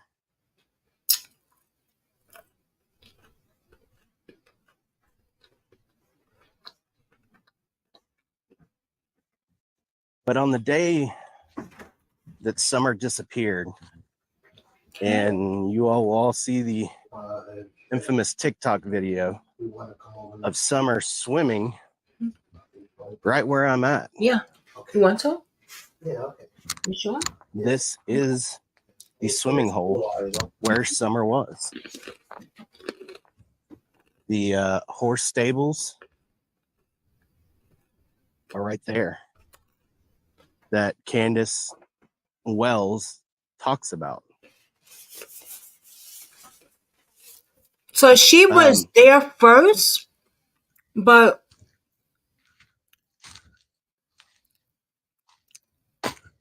it's like a brand new boot. Yeah, but she ran back in the house, the family said, to play with her toys. Like a kid's boot. Yeah, it does. But it wouldn't be her size. She was 5 years old. Just want to make sure it's empty. That boot is brand new. Yeah, but it wouldn't be her size. That's too big for her. It's a kid's size 8. Yeah.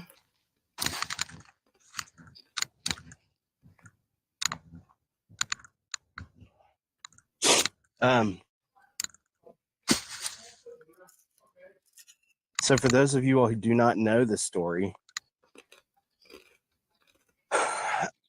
on June 15th, I believe it's 2021, Summer Wells and her mother, along with her grandmother, went up to the hospital in Kingsport, which is not far from here. Her mother something was wrong with her leg. She went up to the emergency room. She said that she received a shot. They then went to Walgreens to fill a prescription. And this part's kind of weird to me because I don't know if they went to get the prescription filled and then came here, or dropped the grandmother off to wait on the prescription and then came here, or dropped the prescription off and came here to swim. Walgreens itself is pretty close to here. It's about 10 minutes away. So as the kids were swimming, there is a family friend named Hunter that said that he saw Summer go under the water for an extended period of time, like 10 to 15 seconds. Whether or not she was in trouble or she was just playing, they don't really know. Yeah, but she went back home. Hunter said he took off his shirt, he jumped in the water to check on her and made sure she was okay. Now, following the incident here at the swimming hole, they drove back home to their house on Ben Hill Road. This whole timeline ended up around 6 p.m., but they went to the hospital first thing in the morning. It was shortly after Don Wells, Summer Wells' father, went to work as a drywaller. Now, Don Wells said that he had left before anybody had gotten up. My question is, so they said that they went to the emergency room, but they also said that she had an appointment at 8 a.m. Now, I'm not saying that you can't schedule an appointment, but if you wake up and you're having pain you typically go straight to the emergency room, right? You don't schedule an appointment. So them leaving and visiting a couple different locations along the way and during that day are kind of vague. It doesn't make a But whole what lot was of she going sense. to the Now, emergency room for?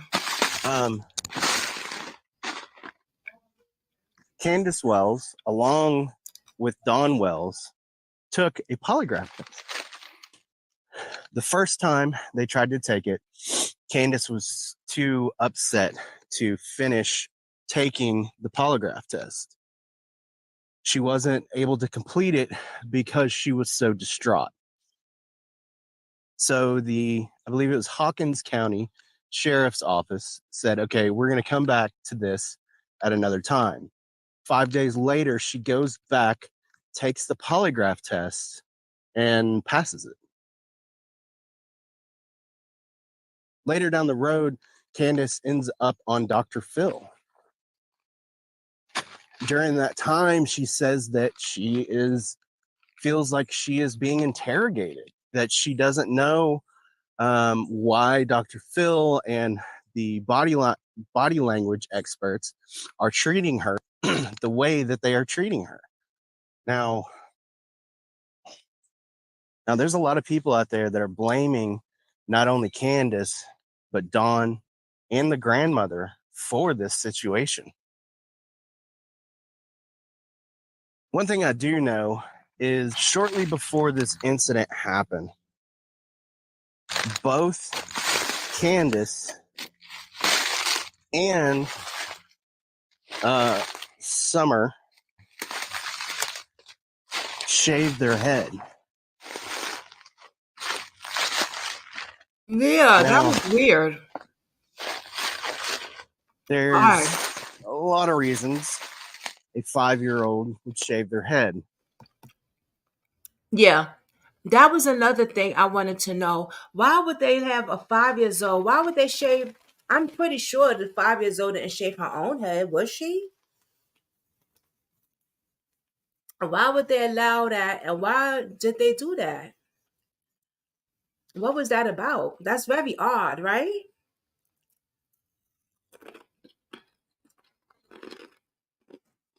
Very odd.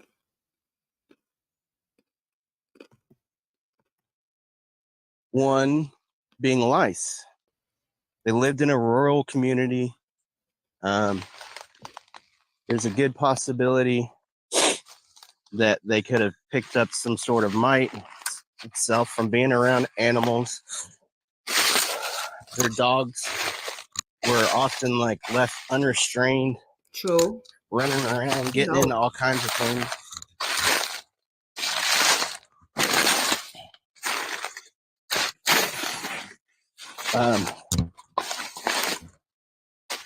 But another reason.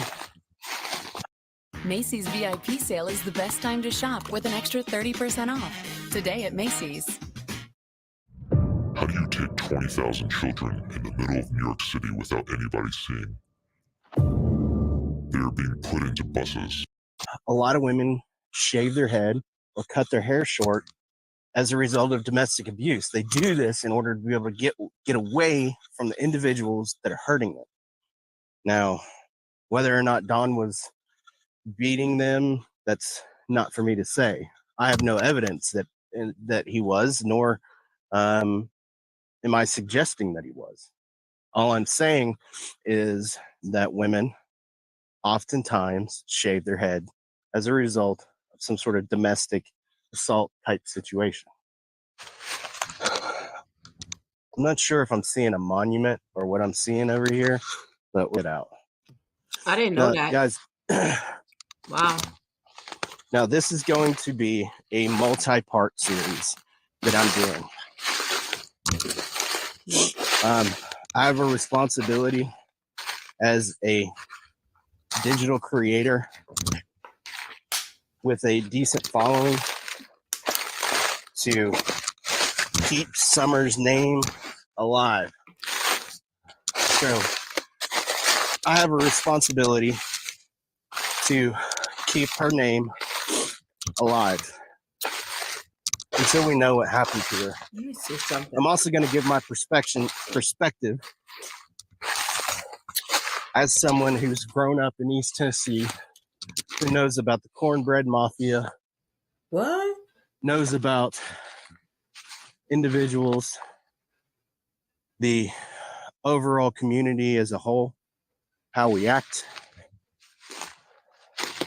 to situations like this. And we are going to cover Jody Brown's recollection of a noise that she heard when Summer Wells disappeared. Now,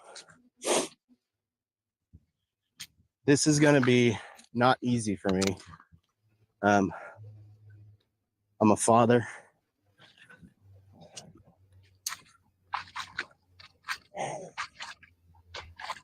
Oh, you know what? Yeah, you're right, Kathy B, because I used to do that. Yeah, when you end the relationship, yes. Yes, you do shave your head. Yes, you do, because I did it. I used to do that. Yes.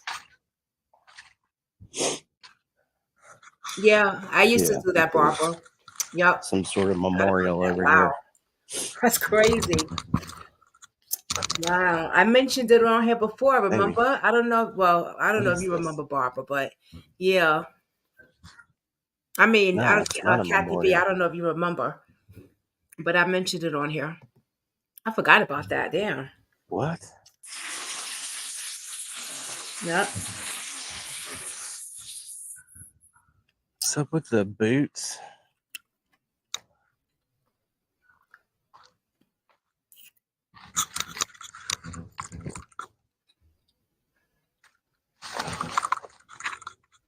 The CD toolkit? What's that? Y'all remember? Yeah. Mm-hmm. I forgot who brought it up, but I was saying, oh my This is God, I some used to kind of do that. toolkit.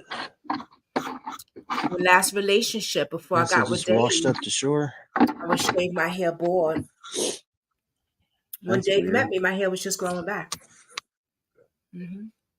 Yeah. Now, to be honest, I'm expecting to see some sort of memorial. I didn't notice that was why I did it. You know what I'm saying? Or Until we talked about it on my channel. some sort of information. Yeah. It's weird. Wow. I didn't notice that's why I did it.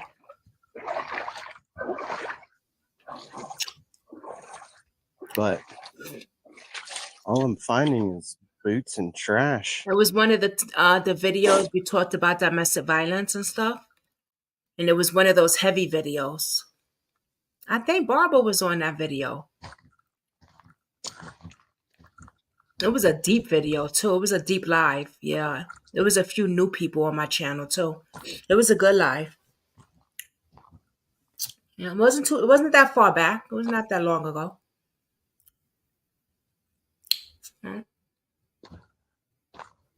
I think you the one that brought that up, Kathy B. I haven't seen a lot of footage. Because I said I used to do that and I swimming didn't hole. know that was the reason why. So You I know? wanted to make sure that we covered it. Wow. You can see just a slight fog rising up. Oh, I gotta. We're gonna take a look around in the woods as well. See what we can find. We're gonna talk about what Jody Sue Brown experienced. Now, on the night that Summer disappeared, a woman named Jody Sue Brown, who was a neighbor to the Wells family, she claimed that she heard a metal door slam followed by some sort of animalistic scream. Now, on the paranormal side of this situation, I have talked about this multiple times. It's often an indicator of essentially a dog man coming through a portal. You know, there's not really a clearer way to say it, but this is reported like this. Holy shit. Hang on a second. Whoa. Something big just came charging through the fucking woods.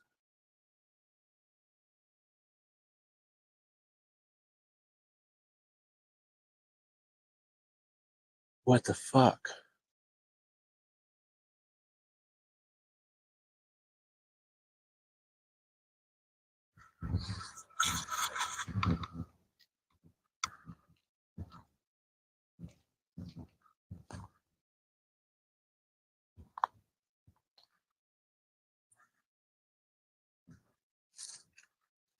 I mean, it sounded like a freaking bear.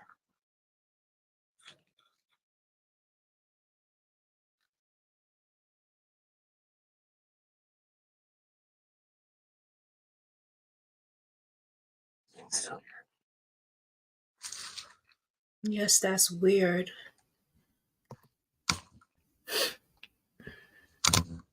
I don't got no service. I'm trying to clock Dave out and I ain't got no service. So now I gotta cut off my phone and turn the shit back on. It's crazy.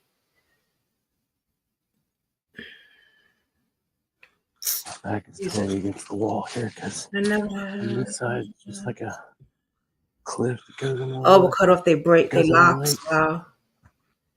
Yeah, it is weird. Yeah. And that's a muddy area. He's scaring me. Yeah, it's crazy. Let me see if it worked out.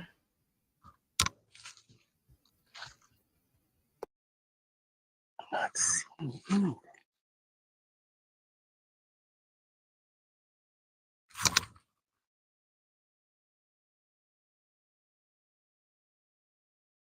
Oh.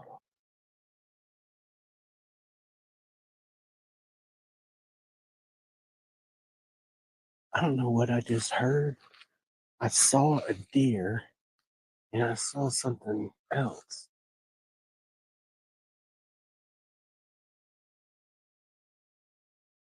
And the deer's running from it.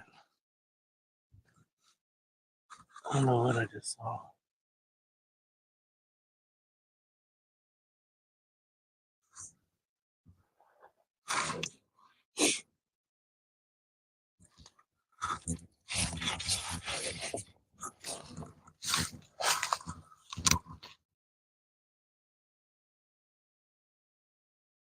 Whatever it is comes charging at me, I'm fucked. I think it might be 2 bucks. But I don't know what that other thing was I saw. I don't know, y'all.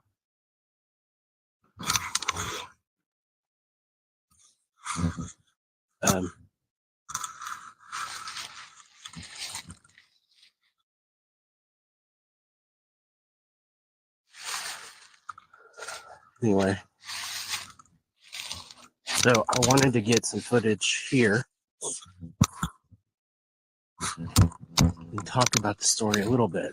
Now, Jody, I don't know what that was, so I'm gonna back away from it because, yeah.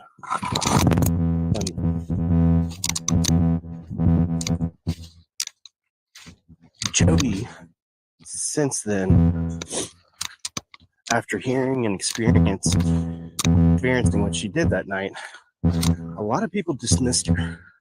And I don't think that's fair to do. I don't think it's fair to dismiss any part of this story, no matter what, because it all comes together for something. Now, whether or not Summer was able to get away from the house. I think it's pretty well understood that Summer was able to get back home. Don't see the sheriff's office is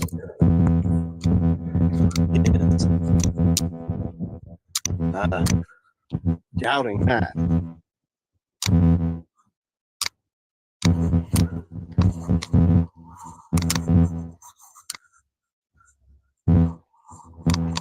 But let me tell you something, y'all.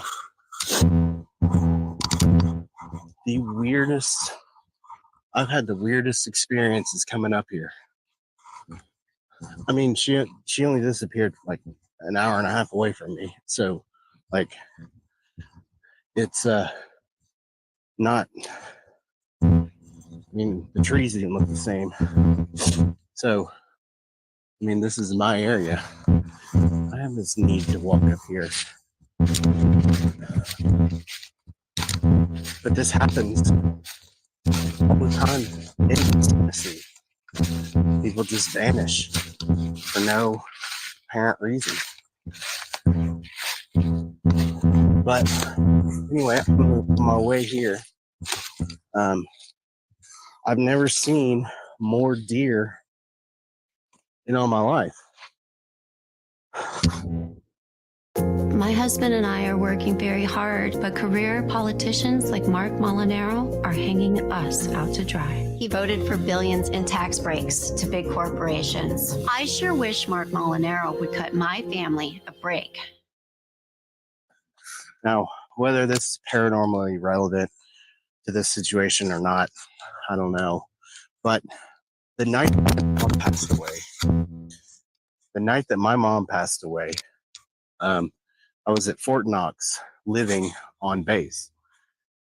So on post housing, the houses are pretty close to each other. There's not, big fields and stuff around on base housing. That night, when I got the call, I went outside and I was smoking a cigarette. I had a deer while I was smoking a cigarette, and I swear to God this is true, walk up to my face as I was sitting there. It was the weirdest experience ever because obviously I was crying. I was distraught. I was smoking. I've since quit smoking. But a deer, a wild animal, just doesn't do that.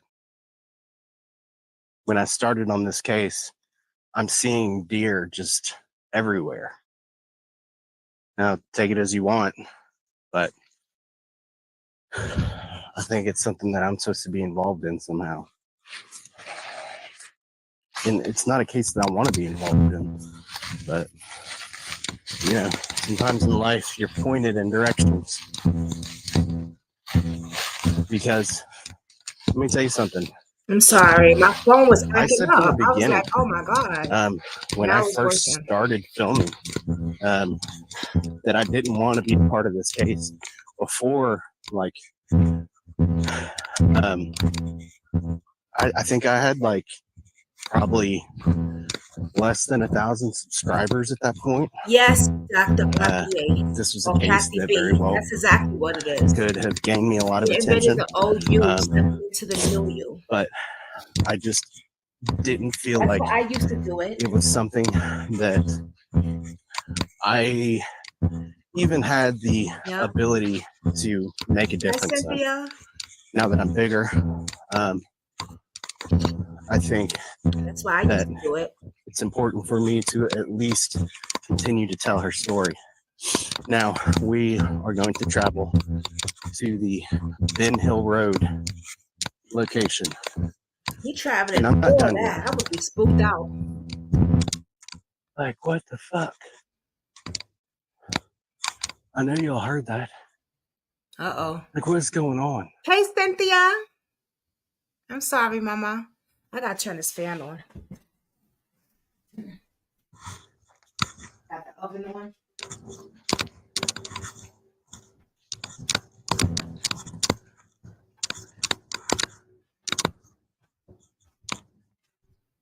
Is that like some kind of Bigfoot structure?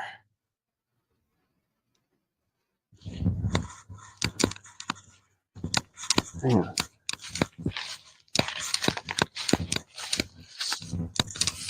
Might just be a tree fall. No. I wouldn't doubt there's Bigfoot in this area. All right. Anyway.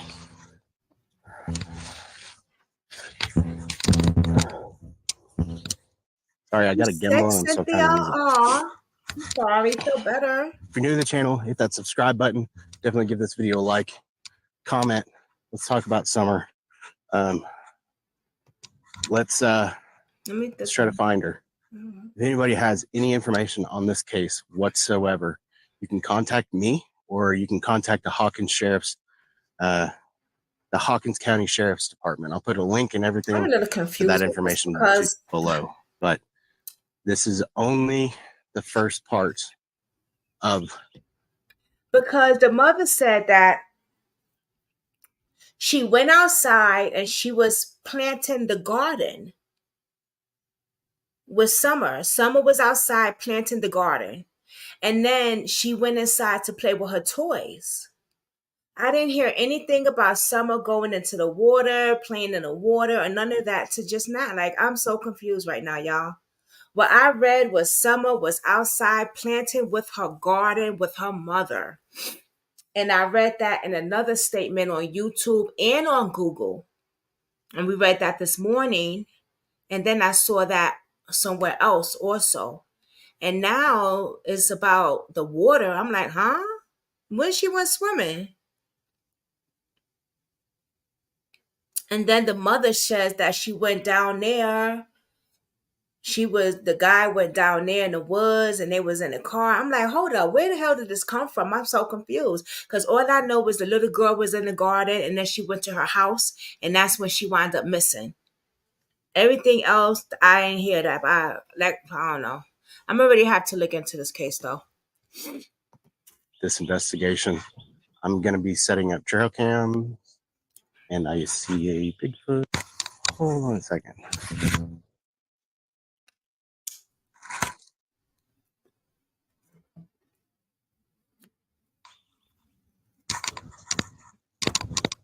Hang on a second.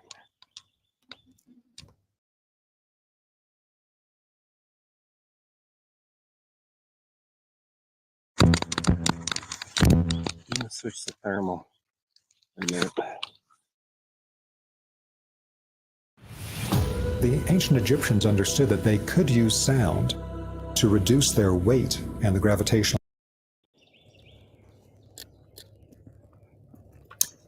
Wow. Now he done doing that. I don't know. I can't be out there in them woods, baby. No, not me. Hang on, we are walking up. I just saw a big humanoid figure, what looked to be a big humanoid figure on top of that hill. I can't be out there in the woods, y'all. Not me. I don't know if It's too spooky for me. Even in the daytime. close enough for my thermal. I know. No, ma'am.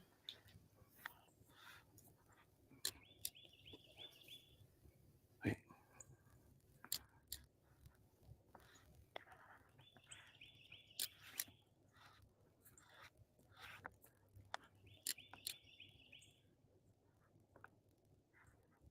Oh, somebody found something else a month ago, y'all. I'm looking on YouTube now. They found a shadow grave found near Patrick Henry So that's Dam. the sign.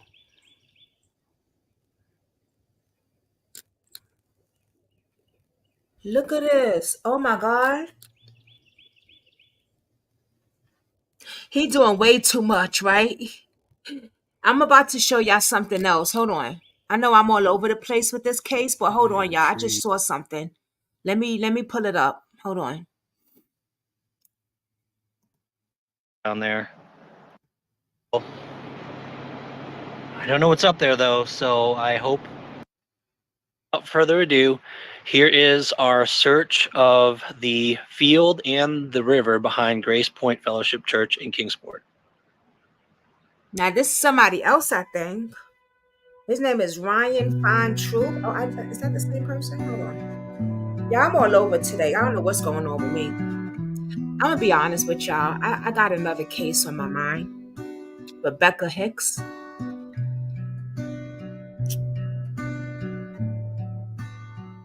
It's really bothering me. And I talked to the cousin this morning, and it's just really bothering me, y'all. I know I'm usually not all over the place with a case. I'm really focused and I'm really into it. And I'm just, that woman was by the bridge with that boyfriend and she's still missing. And that shit is really irking me right now.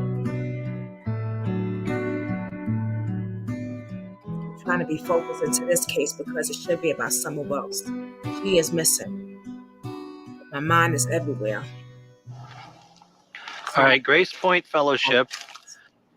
This location is one that I found on Google Maps, Google Earth, because it overlooks the dam. I'm going to show you down over here. I don't know if you can see it very well. There's the Fort Patrick Henry Dam down there.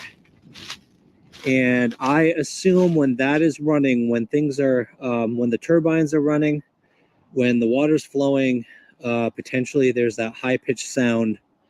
This is one of the first locations I spotted because that flat piece of land way down there, a lot of people have been requesting that we search that because the Fort Patrick Henry Dam comes up on the list, but that is not accessible except for authorized vehicles only. This side, however, there's all this land down here, and as you can see, it's a very steep ravine, all the way down there, and then all along the water to the dam, very close to the dam. This time of year, it's quiet. What I also spotted, though, it's really interesting, is there's not any no trespassing signs, and there's these open fields that go up to a high hill. I see tire tracks. People go up there. So nobody's here. It's very quiet on a Saturday afternoon, late afternoon. Nobody here. I don't know what's up there. I saw it on Google Earth and I was curious if it's accessible, and it looks like it might be. I might do a little bit of four-wheel drive off-roading here. If you call this off-roading, it's a pretty well-packed down trail, but I'm going to switch it into four-wheel drive and I'm just going to explore that a little bit. I doubt anybody's up there, but I just want to see what's up there. I remember seeing a body of water, a little pond way behind that hill that I want to get to. This is really scouting. If this place is interesting, if it looks like a place we want to dive into, I probably would bring Jen because she could most likely point where we should go rather than trying to scan all of this all of this land all the way down by the river, and it would take, of course, several weeks. So trying to save time by getting Jen's kind of intuition and just feelings kind of about interview with the where we mother. should start. So let's But start with for today, I'm going to explore up there for a little bit, see what we little find. bit what he could find. Let's see. Let's fast My forward Jeep it up here. because we already saw all this. We saw all that. Yeah, train tracks are on the other side. Okay.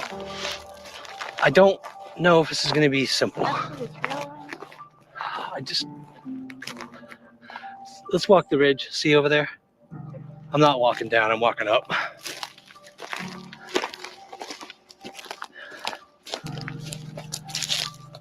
But yeah, these are really bad thorns. Be careful. Ow. I'm a little confused because why are they so focused Yeah, on all the be way really, down really there careful. when she was in her house? Every single branch there's a thorn.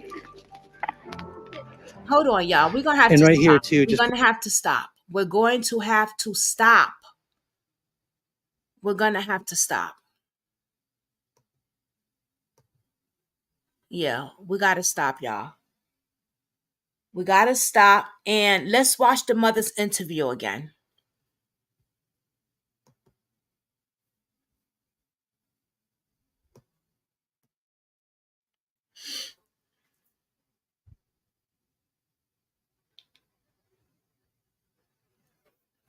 Okay.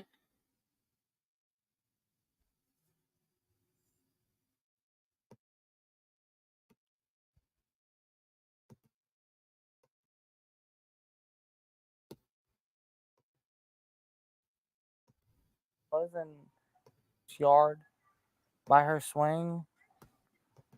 Now I listen feel to in the my mother's heart that interview somebody has again. came up here and took her, That's what I'm thinking, Kathy has B. lured her That's why away I from said I'm here. stopping all that Me searching and shit my right now. mother and her Let's were listen to planting the mother's flowers, interview again.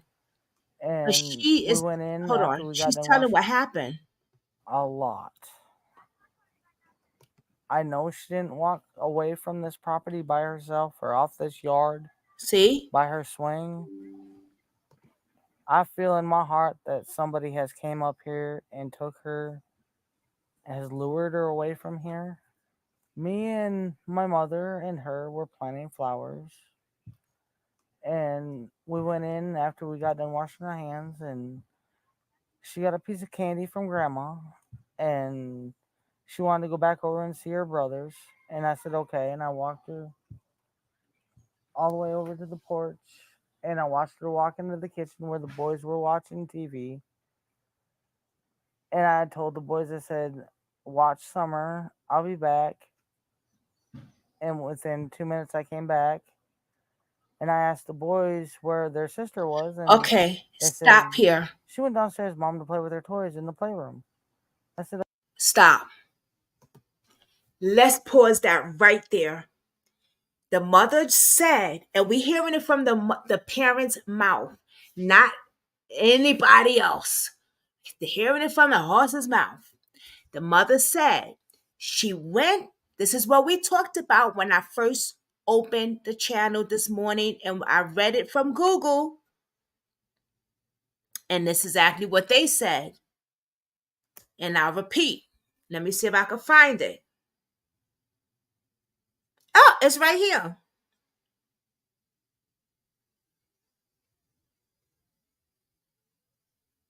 Summer parents said she was helping her mother and grandmother plant flowers before going into their Rogeville home to play with her toys. Then out of nowhere, Summer vanished. That was the last time her mother said she had seen her daughter. I yelled downstairs for a couple of times and I didn't get an answer, which was unusual because she usually always answers me. So I went down there to check out and she was nowhere inside. She was gone. Now, the mother said the same thing that Google just told me. And we read this morning when I first started the channel. Now, how the hell does everybody get into the woods and the water? Where is that coming from? Who will have a 5 years old child out there? That doesn't make any sense to me. Right. Where's the water and the woods coming from? She went in the water. She took a swim. She was going too far in. The little boy went in there too. Even though I'm cooking, I'm listening also. I could do 1,000 things and still listen with y'all. I heard everything that they said while I was in the kitchen with y'all cooking. And the little boy went into the water to see if she was okay because she looked like she was down there too far. Where's this coming from? The mother says nothing like this. Let's continue listening.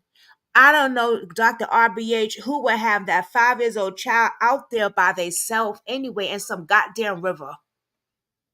That's why I said, you know what? Let's stop all that shit. Let's cut it out and let's look at the interview again. Let's listen from how they say, you're listening from the horse's mouth, right? You're going to hear it from the parents. I don't want to see no people, content, YouTubers that's out there trying to search a dime a dozen. This shit is not making no fucking sense to me. I want to hear from the parent. Let's go again. Let's start from the beginning. okay, a lot. I know she didn't walk away from this property by herself or off this yard by her swing. I feel in my heart that somebody has came up here and took her, has lured her away from here. Me and my mother and her were planting flowers, and we went in after we got done washing our hands, and she got a piece of candy from grandma.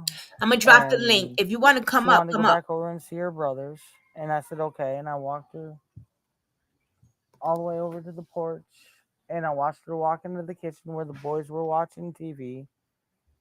Dr. RBA, And she I been told the clear with boys, me. I said, watch Summer. I'll be back.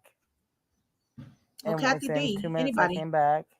There's only two of And I y'all in asked the here. boys where their sister was, and they said she went downstairs, Mom, to play with her toys in the playroom. I said, okay.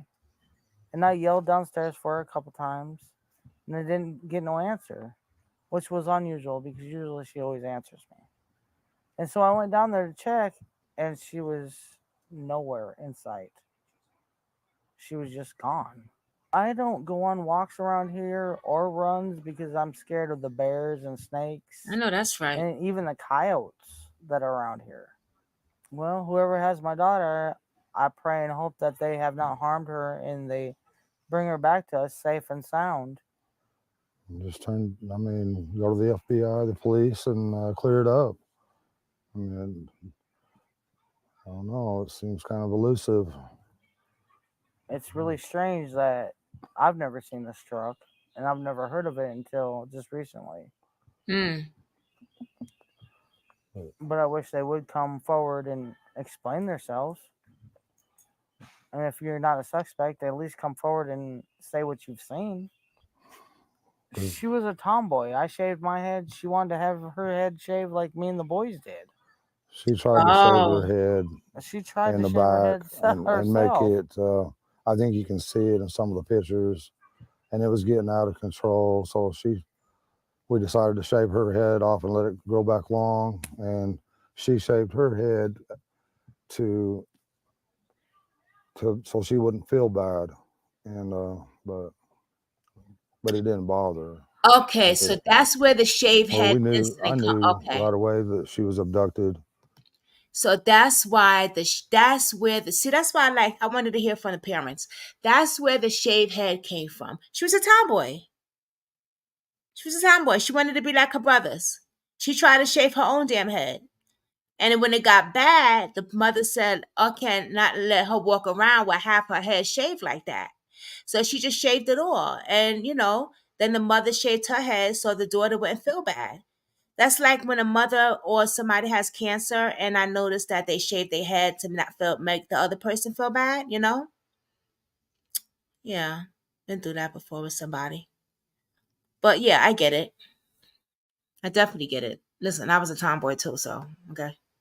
I still am sometimes. I knew that right away, and that's what I told them from the beginning. But they have to go through their, I forget the word. Investigation. They have to do one step at a time, I guess. But I'm sorry that they had to spend so many man hours in these woods and everything. I've seen them limping and everything else, and I feel for them. But I just wish there was a way that neighbors could search neighbors' houses, and then if they're not willing, get a search warrant or something. But there's just no way you can search every single house, in the eastern United States or whatever.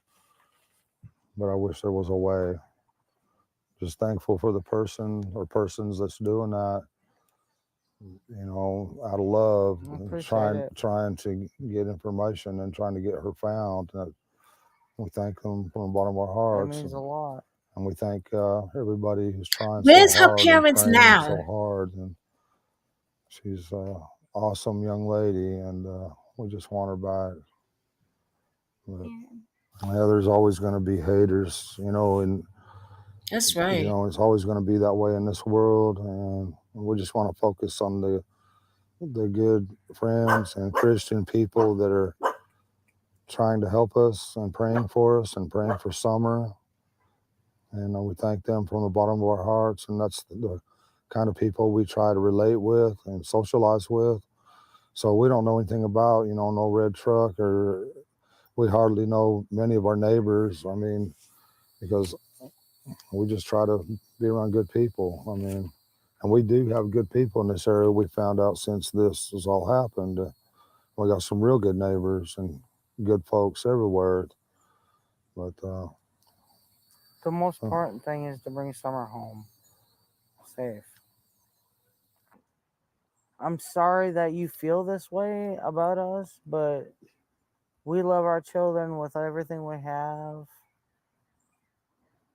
We've never went without. Thanks to Summer's daddy and my husband. He's always provided for us and has worked as much as he could. Oh, And wait. can, and still is. Okay, she said Summer's daddy and my husband. So is that Summer's stepfather?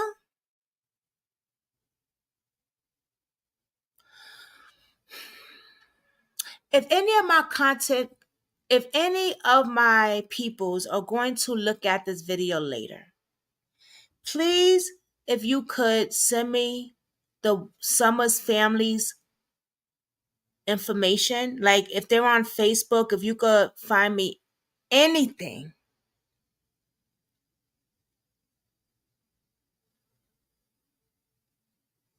Please send it to me.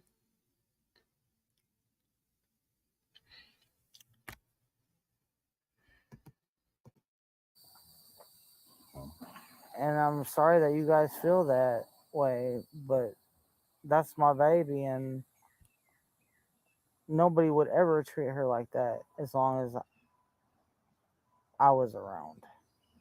Ever. She loves to dance. She would always want me. She says, "Daddy, hold my hand so I can twirl." And she would just like to twirl and twirl and twirl till my arm got tired, you know. But and you know, I put out there that one of Summer's favorite songs was Godzilla, and they say, you know, and they're jumping all over me about past tense was, you know. Well, I'm sorry about that. It's just. She also liked the song by New Breed. It was called House. My House. She sung that a lot of times when I play it on the TV. She loved to dance. She liked to think of herself as a princess, and you know, and all that, like all young girls do. And she loved Frozen. She loved to be that Elsa, and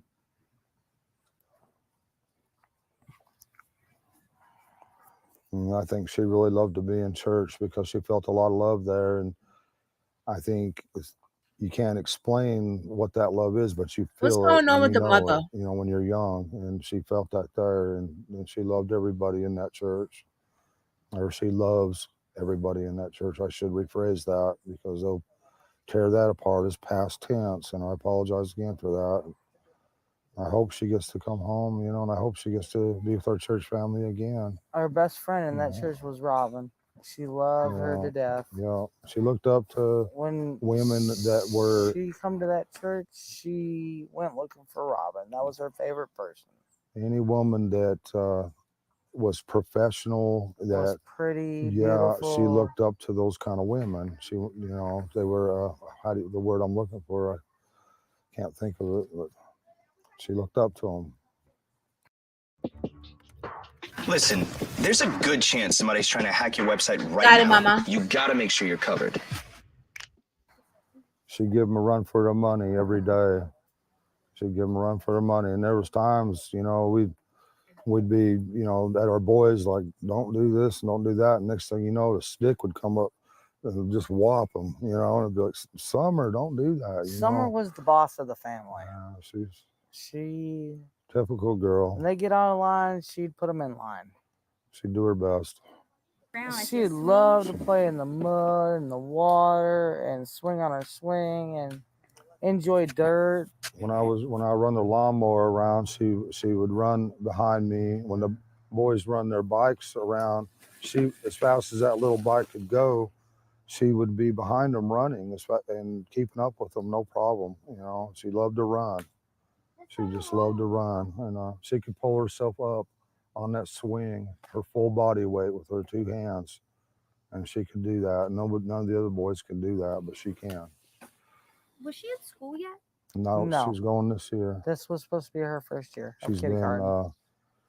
We did all the what? I took care of everything. Yeah. I had her already took on all of her shots and registered in the school ready for this year. I just never expected for anyone to get a hold of my heart like she has, because I try to guard my heart as much as I can, but she just she holds my heart in her little hands, and I love her with all my heart. I mean, I'd do anything to have her back. Your little girl. If there's any way, if you can find it in There's your so many, I heart, know. please All of them. release her. The one with the most. Somehow, I don't know how you might do that. I mean, 'cause you're probably scared of going to prison for the rest of your life and everything else, I'm sure. But please find it in your heart, have All of them. mercy, and find a way of letting her go, and where we can get her back. And just please have mercy on her, and you know, and us, and her brothers. And she's such a loving, good spirit. Please, please don't hurt her. Please let her come home. That she's my biggest fear is, you know, her being tormented or locked in a dungeon or basement or something, because she loved to be outside all the time. That was her, unfortunately, her, you know, her downfall. 'Cause a lot of times the boys would be inside and we'd be like, "Where's Summer? Why'd you leave her out there alone? You know, go get Summer now." You know, and that's happened over and over again. And we'd come out and she would always be close by, but we was always coming up. She had to be outside. She was an outdoor person. And She loved to be outside. You know, and I'm so afraid that she's locked away. She's such a loving heart and everything, and I'm afraid that she won't be able to, you know, I'm locked away where she can't be outside or play with a puppy or anything, love nature, and that's my greatest fear, that she's not able to do any of Enjoy the these things beautiful anymore, outdoors. or that she could possibly, you know, I don't want to think she's dead, I need to watch that but Dr. Phil it's a show, Kathy possibility. B. I don't want to address all the negativity. I just want to focus on the positive, And find her because daughter. it's so easy to get, you know, lost in that negativity and stuff, and it's just not worth it. So I'm just, I appreciate y'all, the good things you say, and your prayers. That's awesome. When my sister went missing, I was in between Arkansas and Tennessee. I don't know all of what happened or what did happen, but I hope that they find her too and bring her home safely too. But yeah, there's nothing. I mean, she disappeared without a trace. They haven't found anything, haven't found a body, nothing. And That's another thing. Her sister went missing also.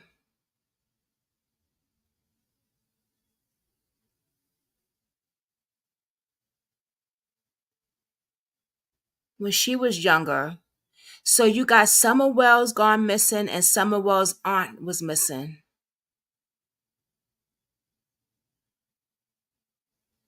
Let's pull that up.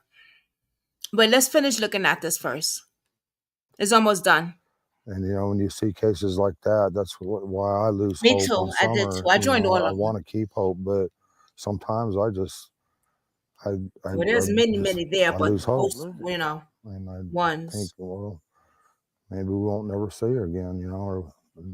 So I start thinking in past tense. Sorry, but I'm trying to keep hope up. I'm trying to keep my prayers up and all that. Yeah, we do. Yes, Kathy B. They get you I in the thought door about with that a before. free I forgot to weekend trip mention that or on here dinner or sometimes earlier. just a Visa gift card. So let's go in and look for Summer Wells' aunt.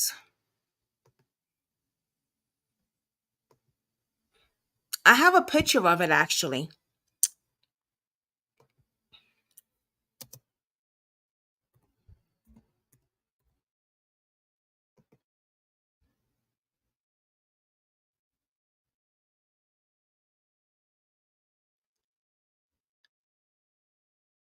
Oh, new edition. I can't play that though. Ugh. Can I? Let me see.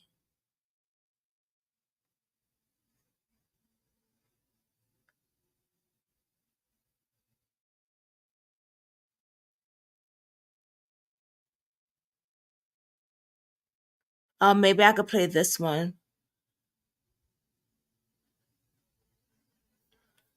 Let me see. I might get in trouble, y'all.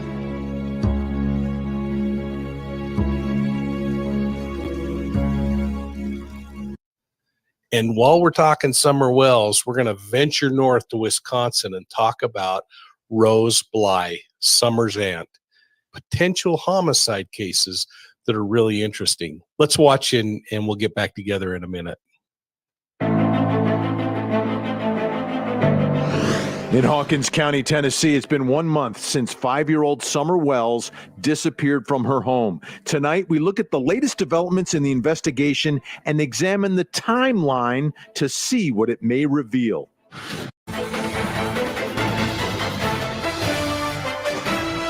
I'm Vinny Politan. Thank you so much for joining us here on Closing Arguments. And there's a case out of Tennessee that is extremely puzzling for many, many different reasons. It involves a little 5-year-old girl. Her name is Summer Wells, and it's now been a month since she went missing. There's her picture. An Amber Alert went out. This picture has been plastered all over Tennessee, all over the nation. And people wonder, what happened? How does a little girl just disappear? It doesn't just happen that way. And the other part of all this is where she lives. It's a very remote, rural area. She's not in the middle of a busy town or a suburb where there's house next to house next to house and cars driving by and strangers in the neighborhood. That's not the situation. And that's what makes it even more puzzling. I want you to listen to Candace Wells. This is Summer's mom, who spoke with WJHL in Tennessee, and she spoke about what was happening right before the time that Summer disappeared. Me and my mother and her were planting flowers. And we went in after we got done washing our hands, and she got a piece of candy from Grandma, and she wanted to go back over and see her brothers. And I said, okay. And I walked her all the way over to the porch, and I watched her walk into the kitchen where the boys were watching TV. And I told the boys, I said, watch Summer. I'll be back. And within 2 minutes, I came back. And I asked the boys where their sister was, and they said, she went downstairs, Mom, to play with her toys in the playroom. I said, okay. And I yelled downstairs for her a couple times, and I didn't get no answer, Strangers which was unusual because usually she always answers me. And so I went down there to check, and I was she putting was this on TikTok. nowhere in sight. She was just gone. I don't understand that. I don't understand how that can happen. And it can happen. But I'm trying to figure out that whole timeline that was just laid out. Right? They're planting flowers. Grandma's, it's a normal day. The boys are inside. She sees her walk into the house. The boys say she went downstairs. Then just minutes later, Mom is looking for her and she's gone. She's only 5 years old. What could have happened here? Let's bring in our special guest joining us tonight. In Salt Lake City, Utah, retired police commander, host of the Profiling Evil podcast, and author of Deceived, an investigative memoir of the Zion Society cult, Mike King is with us. Also joining us in Chicago, Illinois, private investigator Erica Morse. Great to see you both.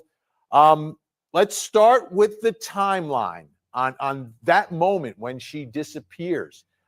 Mike King, your thoughts about Candace Wells, the way she described what was happening that day, which seemed very, very normal. Mom, Grandma, and everyone's planting flowers, piece of candy, wants to go inside.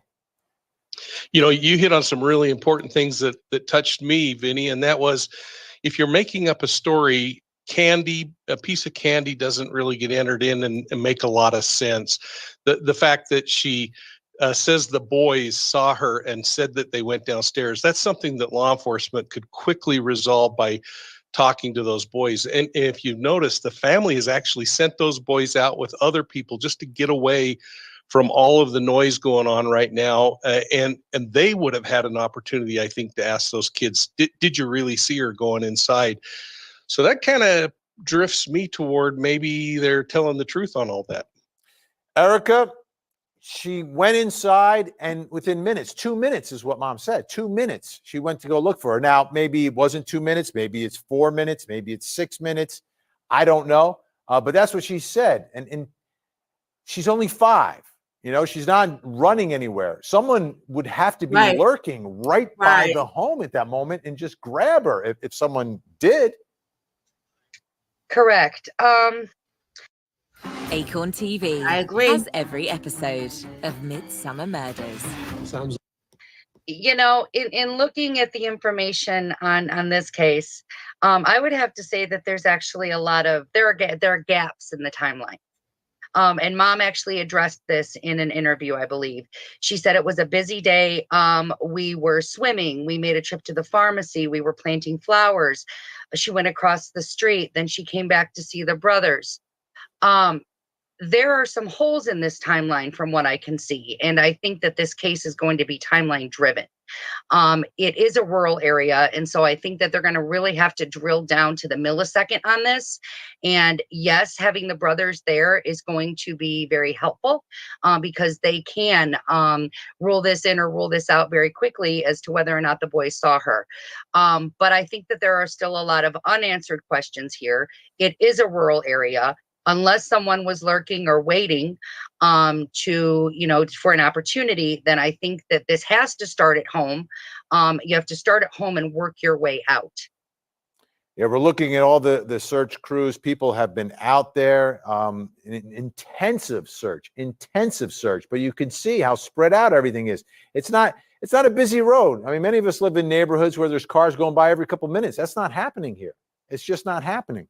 Now, Summer's father gave an interview to the Kingsport Times News, and this is what he said. He said, in part, statistically speaking, there's a good chance she's already dead.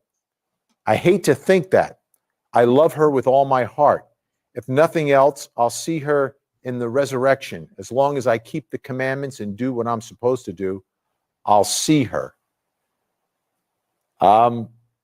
Mike, this is an awful case because it's a 5-year-old girl. I mean, if she wandered off, she could have wandered into the woods or something, and then they just didn't look in the right place, and she just kept going and going. But I would think they would have found something with this massive search that was going on, but maybe not. I don't know. Is that possible that she could have wandered off to a certain extent and then run into trouble, whatever it was? I think it's absolutely possible, and I really enjoy kind of the discourse that's going on. I really appreciate what Erica just said, because the question becomes, did she get into the house, and can we validate that she was in the house? That would solve one problem. Right. But even if she did get into the house, that doesn't tell us what may have happened after. And she could have wandered into the woods, crawled under a piece of shrubbery. There are so many rivers and creeks around that place that this is a kid who, if you look at the pictures in church and when she's out and about, seems to be pretty darn comfortable taking off on her own and not having mom and dad holding on to her every minute.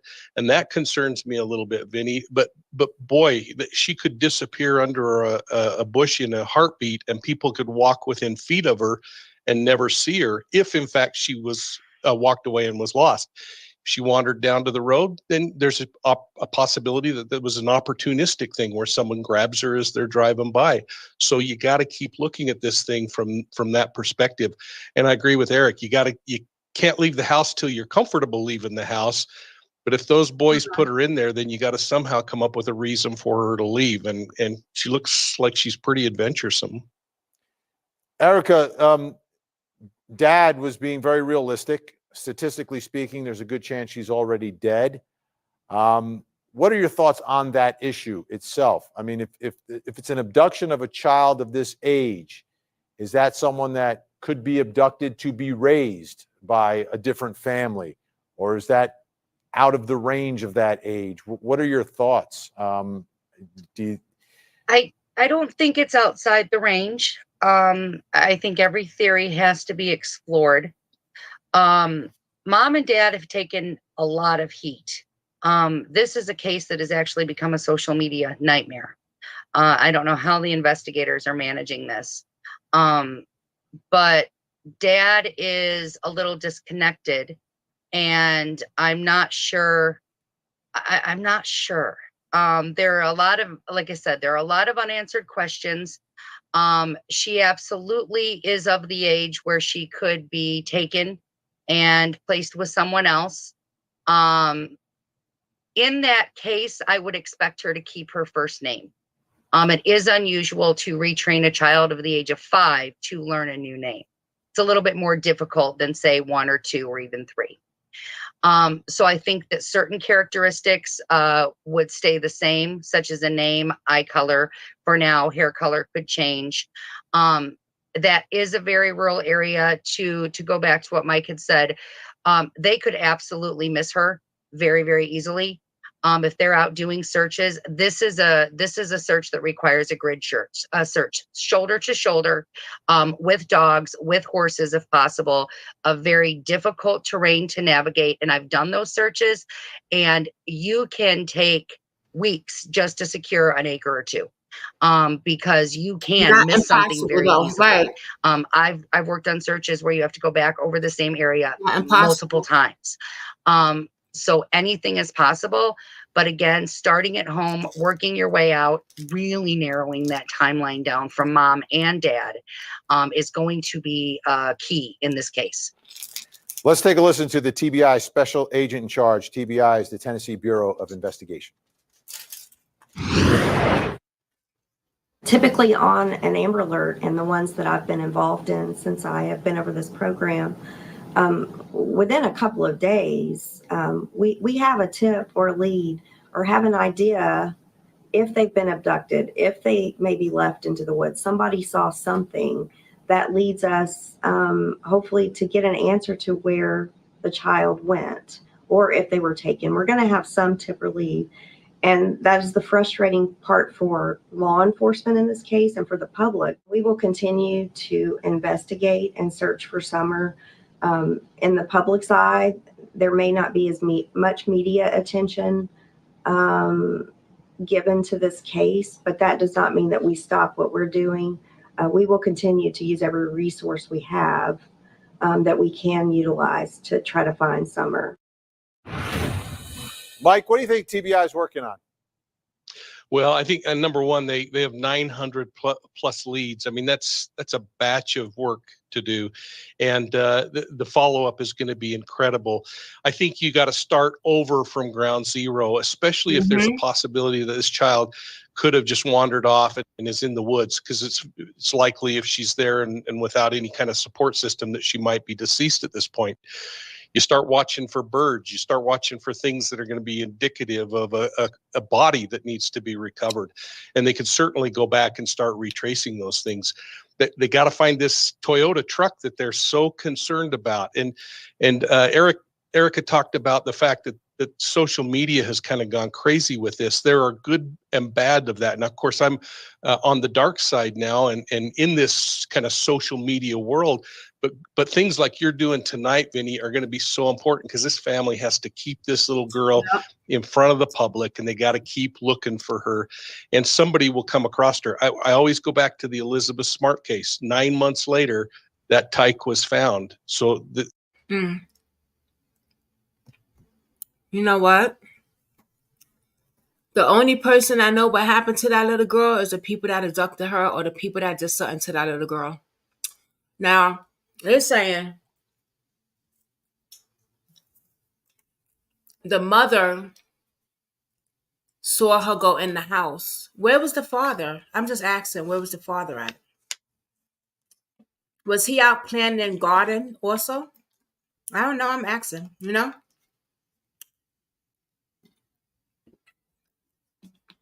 That was a good nutrient bar.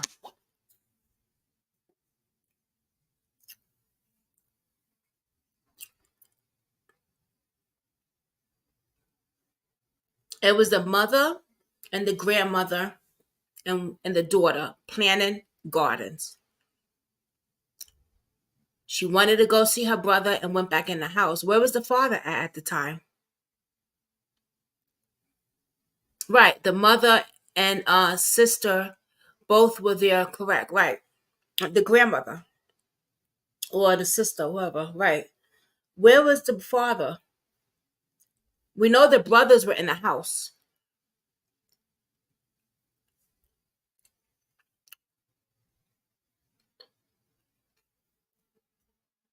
I just want to know where was the father at? You got to keep hope. And I certainly understand the parents feeling some of the feelings they're feeling. Here's Ronnie Lawson. He's the sheriff in Hawkins County. Right now, everything is still on the table. We're still trying to find out what happened to Summer. So everybody's still a person of interest. Oh, the dad still was at looking work. Okay. help from the I was landowners gonna say, too to that go he's back like and check in the house. I think he would have their saw something. trail He didn't cameras, their see security anything cameras strange. every day, He's at especially work around the and he was time that she looking. disappeared. 'Cause we never know who was going to be in that area, and we're still looking for a red Toyota truck. And everything that we do is trying to put a piece of the puzzle together to find Summer. And it may not be something that mean anything to the people. It may mean everything to us. Wix is your I'm looking platform for to that other perform on. interview that he did. Erica, is that red Toyota truck a needle in a haystack? Not necessarily. You know, authorities have been real quiet. I mean, they're real careful on this. I shouldn't say quiet, but careful to only release what needs to be released, I think, at this time. They always hold something back. And there's a reason they're looking for this. Not every missing child is the subject of an Amber Alert, and that's because specific criteria needs to be met. And so there's enough there for law enforcement to have issued that Amber Alert. And I think that that remains a key factor in this as well. Locating that vehicle is possible. Someone has footage of that vehicle. It's just a matter of finding it. Now, there's another fact here, and Mike, I want to talk to you about this. Aunt Rose Bly is another family member who went missing years ago. A family that has two family members missing. This is unfathomable, and she's still missing. I need to And show Mike, you I know you took a look at this, and you had some maps you wanted to after show this. us to give us a little more insight into Wow. the disappearance of Rose Bly, who would be the aunt in this case. Yeah, you know, we found it kind of interesting. I mean, this young woman's been gone for 11 years now. And just to orient everyone, the big red point down on the bottom's Tennessee, where Summer's case is going on. If you move up north into Wisconsin, that's where we see what's going on. But if we look specifically at the route that Rose took on that particular day, everything that we have says that she traveled about 34 minutes via Cushing, Wisconsin, and then her vehicle was discovered in a truck parking area in the Grantsburg area. So the question becomes, did she make it to Grantsburg? Did someone take her, abduct her? Is she somewhere along that route? Or was her vehicle dumped in Grantsburg and then she was taken further on? And I guess the thing that I wanted to bring out, if we look at the number of women who are similar to Rose since 2009 when she disappeared, these are the women who are missing or are unidentified bodies that are found in Wisconsin right now. Now, the interesting thing is the more we get to a metropolitan area, obviously the numbers grow higher. But there's nothing up in that northwest corner where Rose was going. And so that kind of makes me think, Well, wait a if we're minute. talking something that's serial related, it's got to be something like a No, it says that he was at home, Kathy B.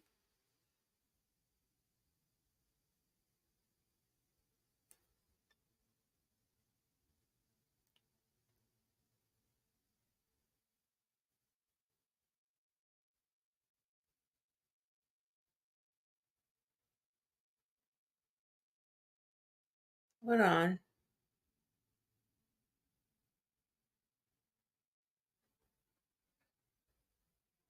Oh, wow. I just found something. But let's wait. Girl, I'm finding some. I'm going to let this finish playing, though. truck driver that's moving long distances and covering lots of ground. But the challenge is massive for law enforcement. Stepdad. And the biggest thing I think, Vinny, as we kind of looked at this, is that the two are not related. And yet it's one family that's going through an incredible nightmare. What a nightmare. And again, our thanks, Mike, with your Profiling Evil podcast, putting those maps together for us tonight. Well, I hope you enjoyed looking into the cases of Summer Wells and Rose Bly to you, that if you know something about them, say something. Reach out to law enforcement and let them know what you know about the case. Wouldn't it be something if we could help bring these people home and bring some closure to the families? I want to thank Vinny Politan and all of his staff for the opportunity to come on to Court TV on a regular basis. I consider it a real honor. I've learned. Well, we consider it a real honor too, because I got some shit to show my girls.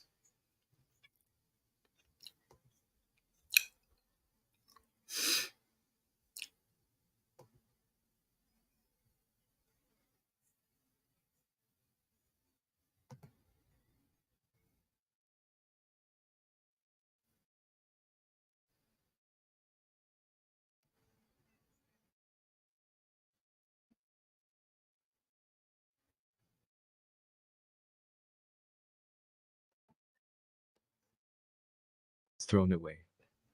However, more emerged.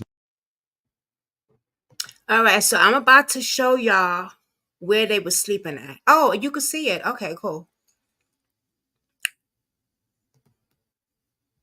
Later on, when Dawn said Summer never slept in that room, she in fact slept by him and Candace every night. Another total contradiction to what Candace said in the interview with Chris. Many were shocked at the conditions of the basement, Summer's room. We then saw the evolvement of the basement before the Dr. Phil show. It looked nothing like the initial videos. It had some lovely pink and purple drawers in, and looked pretty decent considering the previous conditions of it. And then hers is on the other side. Oh, okay, in the basement. Yeah, in the basement. Well, this makes sense now. See? And then I yelled, I said, Summer, Summer. And she didn't, I listened for a minute, I didn't hear nothing. So I went like this. This is how I would get down here. Yep. I mean, I don't know if you want to come down here or not. Do I got to be tiny to get in there? No, you should Can we come in from the other side? Well, we can, but it'd make more sense if you went this way. Okay, I'll follow you. Oh, man. Good grief, No, I know if my 6-foot husband can fit down here, you can. Huh? My husband's 6 foot. I know if he can fit, you can. This. Oh, my gosh. Oh, my God. This is my husband's room. Okay. And over here, well, it's a mess again. That's all right. But this is where Summer and little Waylon was. Because Waylon's only 9. Okay. And they stayed down here. And these are all her toys, all her Paw Patrol, All her movies. She's got a movie about the Savior. The boys I brought back down here Exactly, after she went missing because I didn't want them upstairs by themselves. Okay. And this is all her toys. Them are all her toys. All these toys that are down here are all hers, except for like the trucks and the Teenage Mutant Ninja Turtles and the game system. That's the boys'. Okay. But them are all her toys. And she's really into Paw Patrol. I see Yeah, that. I've been collecting from day one. And these are all her little ponies that I've bought. We're all equally powerful. You have been programmed not to have power.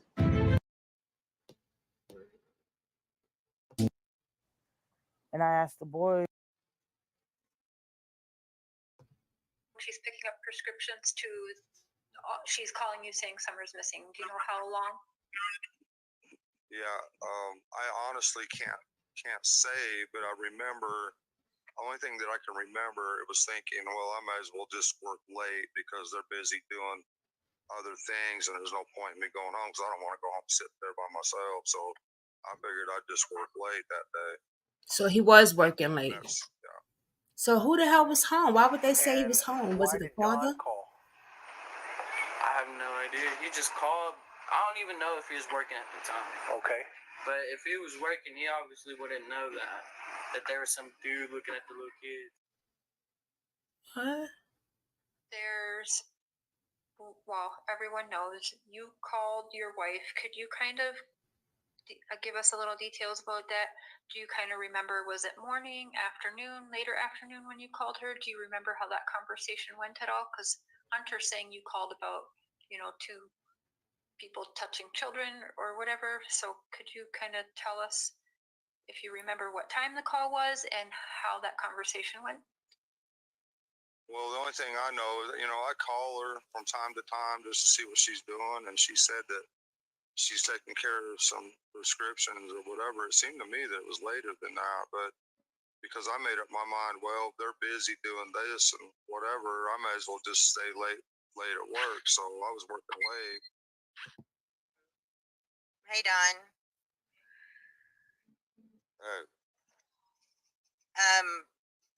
Your wife messaged me and said that you was at home in a 3 o'clock hour, and I have that as evidence. She did not want nobody to know you was at home.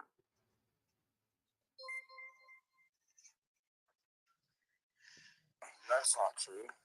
After she messaged you that, if that's not the case, that don't even Do you have? I mean, why would she say something? Precisely, and that's what.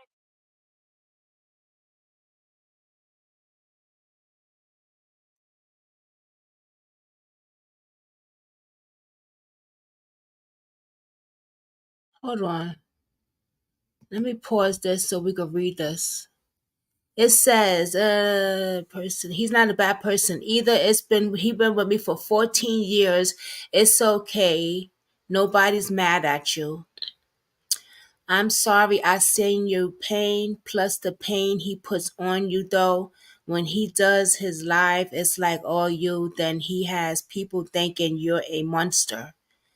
And she says, it's okay. Did you tell someone that Donnie was home at 3 o'clock the day someone went missing?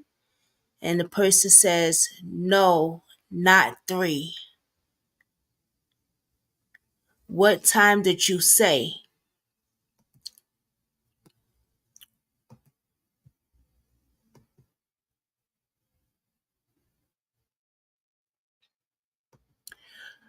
"3:30 or 4, but you didn't see him. I told that didn't come from you." Oh, okay.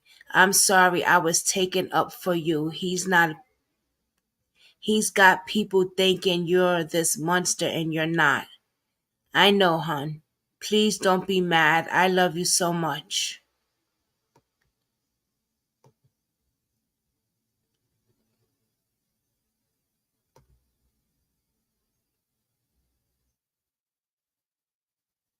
So he was home at 3:30 or 4.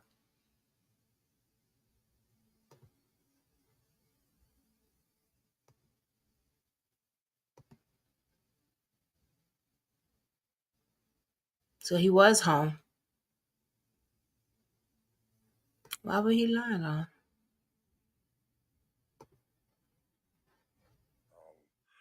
But so they was at the lake, and then Hunter and his. Wow. I guess they went. She called and says, "Come by the house," and she begged to take Hunter to the lake with them so they could swim a little bit. Yeah. Seen them videos, and then I took her back and said everything was okay in that situation between now. Yeah. Which situation? Sir. Which situation, sir? This is all our property here to the left. All this. Our house is up there on top. So all this is our property. So they did go to the lake. At what point did they go to the lake, though? So I turned straight away in here. There was never somebody that just disappeared without a clue that I know of. I'm sure it happens, but not that I've ever seen in my life. Well, when there's an abduction, I mean, what else would you call it? Yeah. Disappearing. I don't understand that. But yeah, if somebody was either hiding in the weeds there, waiting for shade, either come in the basement. But yeah, I mean, we weren't 30 feet. They weren't 30 feet away when she got gone. Yeah. I mean, maybe 40 at the most. Right. I don't know. How well do you know him? And do you know why he was out there around your boys? Yeah, a lot of our neighbors heard, us screaming Summer's name, and so I don't know, I don't know for sure because I wasn't there, but I've known him for years. Well, I'm gonna end this show, but I mean, if you've All said right, everything, Sarah. I'm not looking into the church people to make you angry. I'm looking into the church people because they were some of the last people around your daughter, Donald. No, they weren't around her at all. We was at our house and nobody was here but me. I wasn't here. So when Robin tells Chris McDonough in that interview, and she said,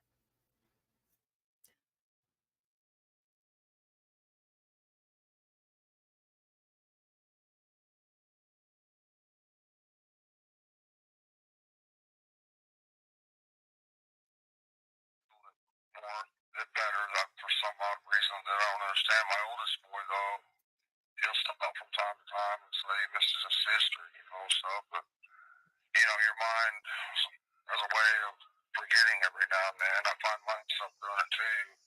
Every now and then but then it comes like flooding all back, of course, Yeah.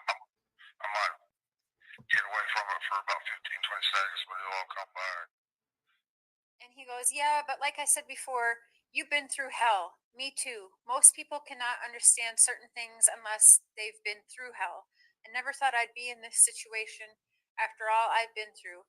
God has a plan, I'm sure. As long as we trust him, he promises to work it out for good. I just don't know how I can possibly get over my daughter. I just don't see how. Never expected anything like her. Now just gone. Why do you have to get over your daughter though? Like if a kidnapper has her and she's alive and someone just took her, why do you have to get over her? You know what I mean? Wells says he himself has been a victim of online speculation, as he says some have claimed he is involved. Did you have anything to do with your daughter's disappearance? Well, I'm at work all day, every day,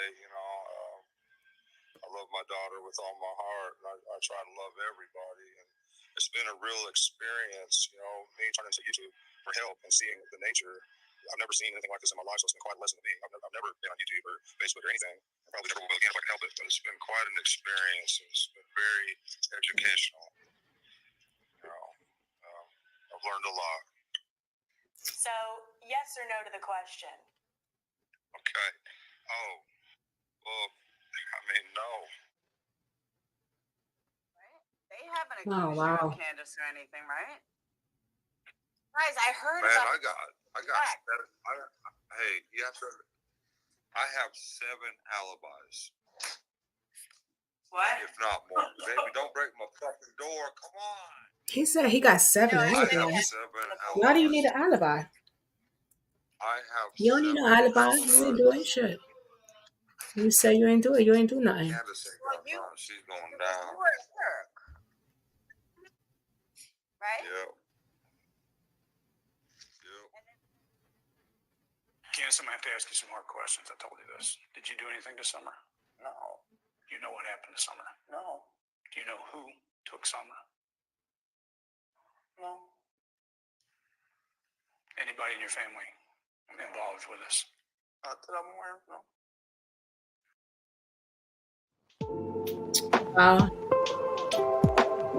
Well, you know what? This poor baby. I'm gonna look into it. I'm gonna get my facts correct. Excuse me. I just wanted to share it with y'all and just get her face out there, and we can get to know a little bit about this with as a family together, because I've never done this, so I'm learning about this case too. And I know today was a busy day. I was cooking, doing stuff, and wasn't mind ready with all my facts today, and I do apologize for that. But she deserves justice. Bottom line. Don't matter if I'm cooking, if I'm in the bathroom, if I'm doing whatever, I still would get the case out there, and I try my best to do it. It is about the victims and the families. Her face deserves to be out there, just like everybody else's face deserves to be out there. That's missing, and whoever has her, rather it's a kidnapper or a family or a sibling, whoever has her, they deserve to go down. You know, that vehicle that they saw, did they ever find the person and do an investigation on that? Did they ever look into that? They said it wasn't a part of, but they, the Summer Wells case, but it is kind of in- interesting because that's their private property. So why would another vehicle be on their private property? And then I'm a little confused about the whole thing about them going down there swimming. And yeah, I gotta look into this case very deeply, very deeply. And until then, I just want to say thank you, Kathy B, for sticking with me with this mix up of a live that I did. I know I might get bashed in the comment section today or whatever, because my live was everywhere today. I apologize. I'm a housewife. I'm busy. I'm not going to stop what I'm doing, and I'm not going to stop putting out a live to do what I have to do. No, I can do both at the same time. I could do multiple things at the same time. I'm still going to get the case out there. It's not like this happens all the time. I'm usually very focused. So I apologize once again. But thank you for joining me, and I will see you guys later. I might do another live later. I gotta wake up early tomorrow, guys. I got PJ tomorrow. PG tomorrow. I got PG tomorrow. Um, so we'll see. We'll see. Maybe we should go over to my celebrity gossip channel and chill over there for a little while, talk some shit. Cause I got some shit. Oh, I got some tea about oh, I don't know if it's for real yet. I don't know what's for real yet, y'all.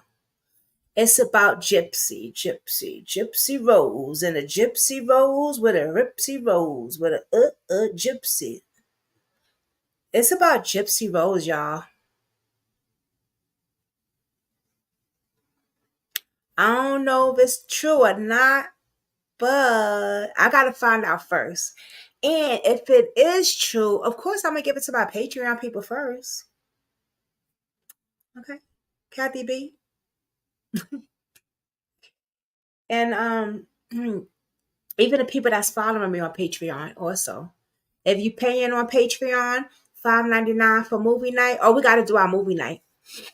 But even if you following me on Patreon, you get the tea also. You ain't even gotta pay it. You will get the tea also. I'm starting to do that now as well. But if you do want to do just a movie night, it's only $5.99. My God. So hey. With her and her hanging out with her ex. Not that. But girl, I ain't know about that tea, boo-boo. You're gonna have to hit me up in the background, Cynthia. You're gonna have to hit me up in the background. So we could come up on here, go on the other thing, and yeah. So Cynthia, you like celebrity gossip and stuff like that? I think you subscribe to my celebrity gossip channel. Are you?